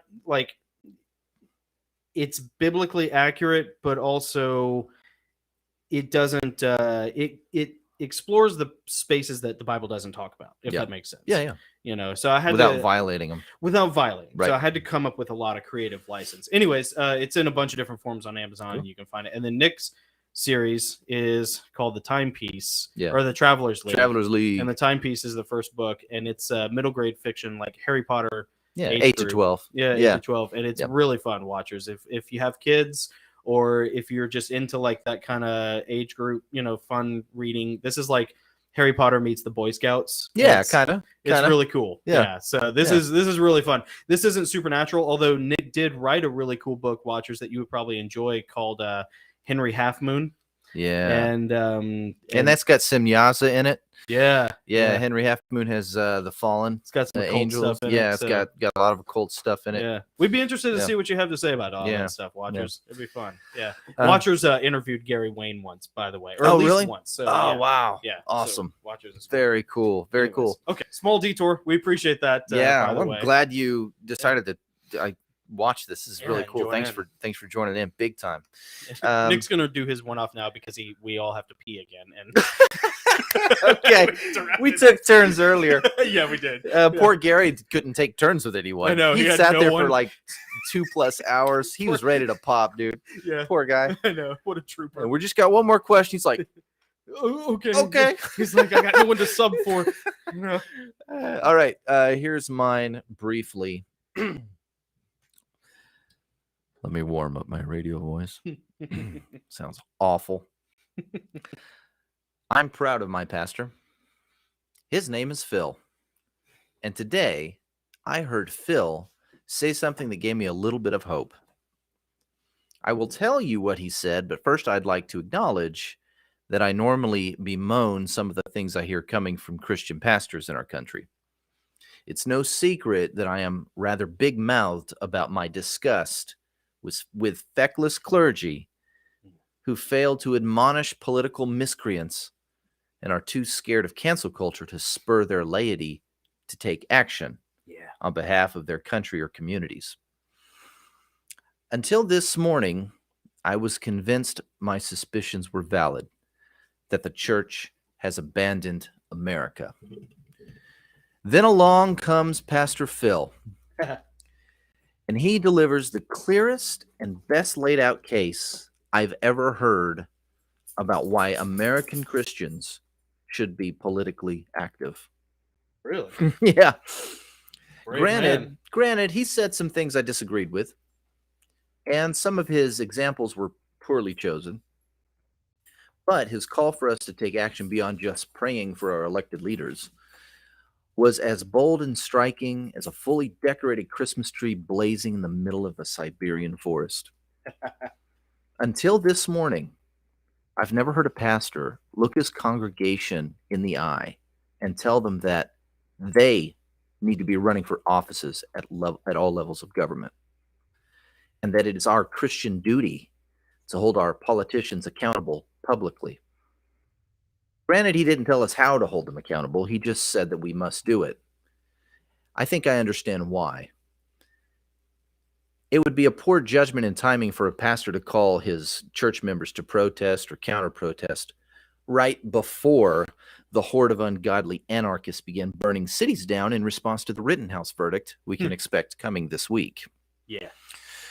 If someone were to get injured, it would be easy to shut down a church or a pastor who encouraged involvement against the protesters. I understand. I think we all do. And I don't expect a pastor to give us all the answers all at once. But it was nice to see a bold man, a real man, take a stand for his country, my country, and pin the responsibility, the duty to protect religious liberty on the Christian. Yeah. I will leave you with what he said, a rhetorical question that I hope you carry with you all week as you watch closely the events unfold in response to the pandemic and the socialist takeover of our country. He asked, if Christians won't stand up to protect religious liberty, who will? Yeah, man. Pastor Phil.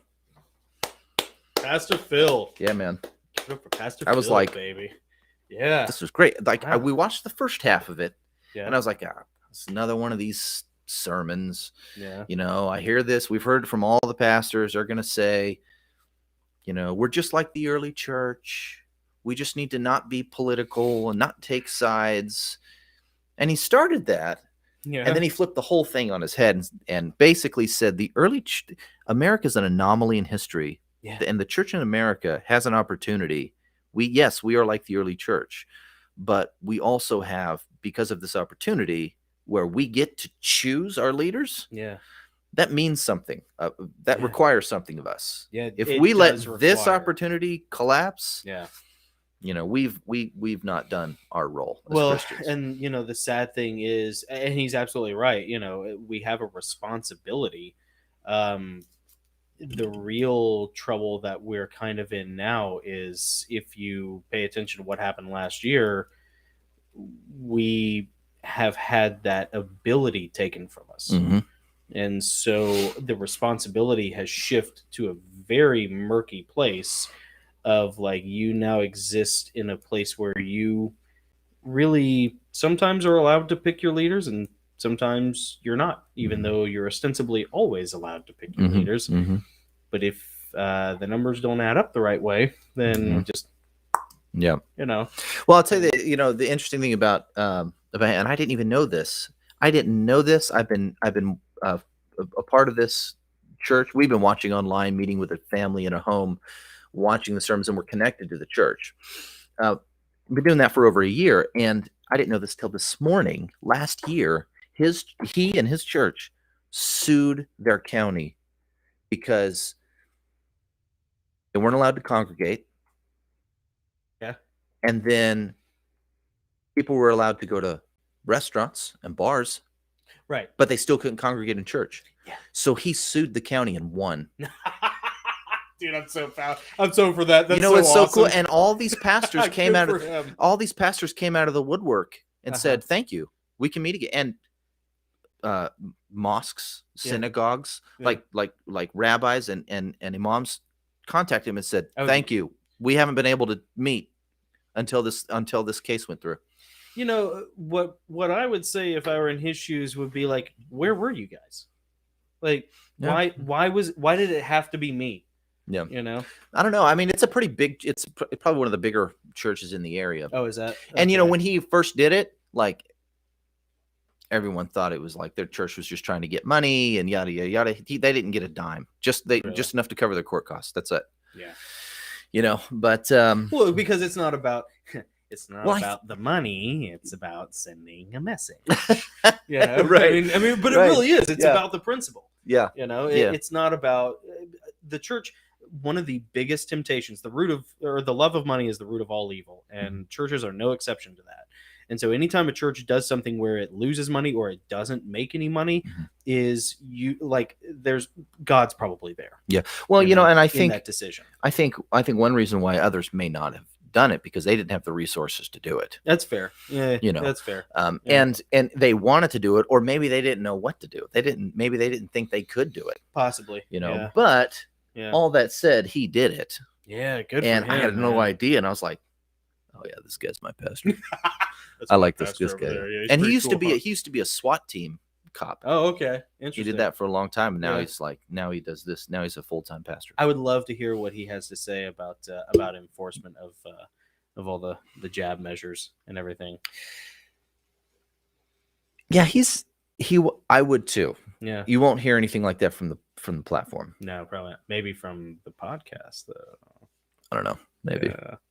That might Maybe be we can somebody. get him to change his name. Yeah, or just have him on put a on like a podcast. mask or something. Yeah. Yeah, in a bout of irony. Yeah. I love it. Anyways, Watchers Talk said that was great in reference. Oh, to your thank one-off. you. Yeah, he really enjoyed it. Dude, yeah, thank you. So, I appreciate it. Yeah, Watchers Talk was kind of interested in maybe us having a chat at some point. Oh doing man, a that'd be great. discussion. Yeah, Yeah, that'd be awesome. so, I'd love it. Would love that. Man, we had a lot of really great people Yeah, you know, watching and yeah. We got and Nina, we got Adam. Yeah, you know, yeah. we got Watchers. Yeah, Yeah, it was it's fun. really Yeah. great. Really great. It's awesome. So we hope you guys enjoyed Gary Wayne Yeah, Part Gary 2. Wayne, part 2. Yeah, baby. and then next week we're gonna have Hunting Buddy with us. He's Oh, gonna yeah. be hopefully he'll be here in the studio with us. Yeah, I think so. The only thing that might subvert that is I actually might get Hunting Buddy and Ginger Patriot linked up that day to go hunting. Oh, okay. Yeah, on the Oh, property. So, interesting. yeah. Interesting. Okay. maybe I don't know. I got to Okay. check a voicemail that he left for Okay. me Okay. right as we started this. It'd And, be good to have Ginger Patriot back too. Yeah, he was a lot of fun. We had a good time. Yeah. yesterday, Yeah. so, All right. Well, let me know. And then we got all kinds of stuff lined up. We got yeah. more guests lining up for the rest of the year, and We're gonna looking at have next year. John Anderson hopefully on for Yes. the weekend after Thanksgiving. Price of Salvation. Yeah, The Price of Salvation. Amazing book. We finally had to we finally got our signed copies in, and I'm going to be reading that next. Yep. Now that I have a little bit of time, and hopefully we'll be able to have him on in a couple weeks again. So, and John Anderson is awesome. He's one of those great Christian authors, He's a young good Christian guy, guy. you Yeah. know, fascinating to talk to. So yeah, man, yeah, we don't really have a lot planned for. We got a couple things tentatively planned for November without any sort of hard dates, but or December. December. excuse me, Yeah. for December. But it's gonna be fun. We're gonna have a brother come on talk about the law. I was talking about him the yeah. other day. Really? Talk to him. Yeah. That's gonna be fun. Yeah. Oh yeah. Yeah. Oh yeah. Oh, Benji. Criminal law and some of the things that are going on and his understanding of it as he Lawyer buckles Beach. down on the taking the bar. Yeah. Good for him. Yeah, it's gonna be good. Points for tenacity. So, Yes. All right. Well, we both have to pee, and we have to get nachos before they close. Oh yeah, we got to get over there. You got to go harass some waitresses. That's right. Yeah. Or just get a euro. I don't know. Yeah, we whatever. could do that too. Yeah, who cares? All right, guys, it's good to talk. Good to see everybody. We'll Yeah, see you thank next you. week, same time, 4:30 Central Standard Time on the Yeah. Gosslings YouTube channel. Yep. And I think that's it, right? Yep. I'm Jonathan. I'm Nick. We're the Goslings. We will see you later. We'll see you later, guys. Have a good one.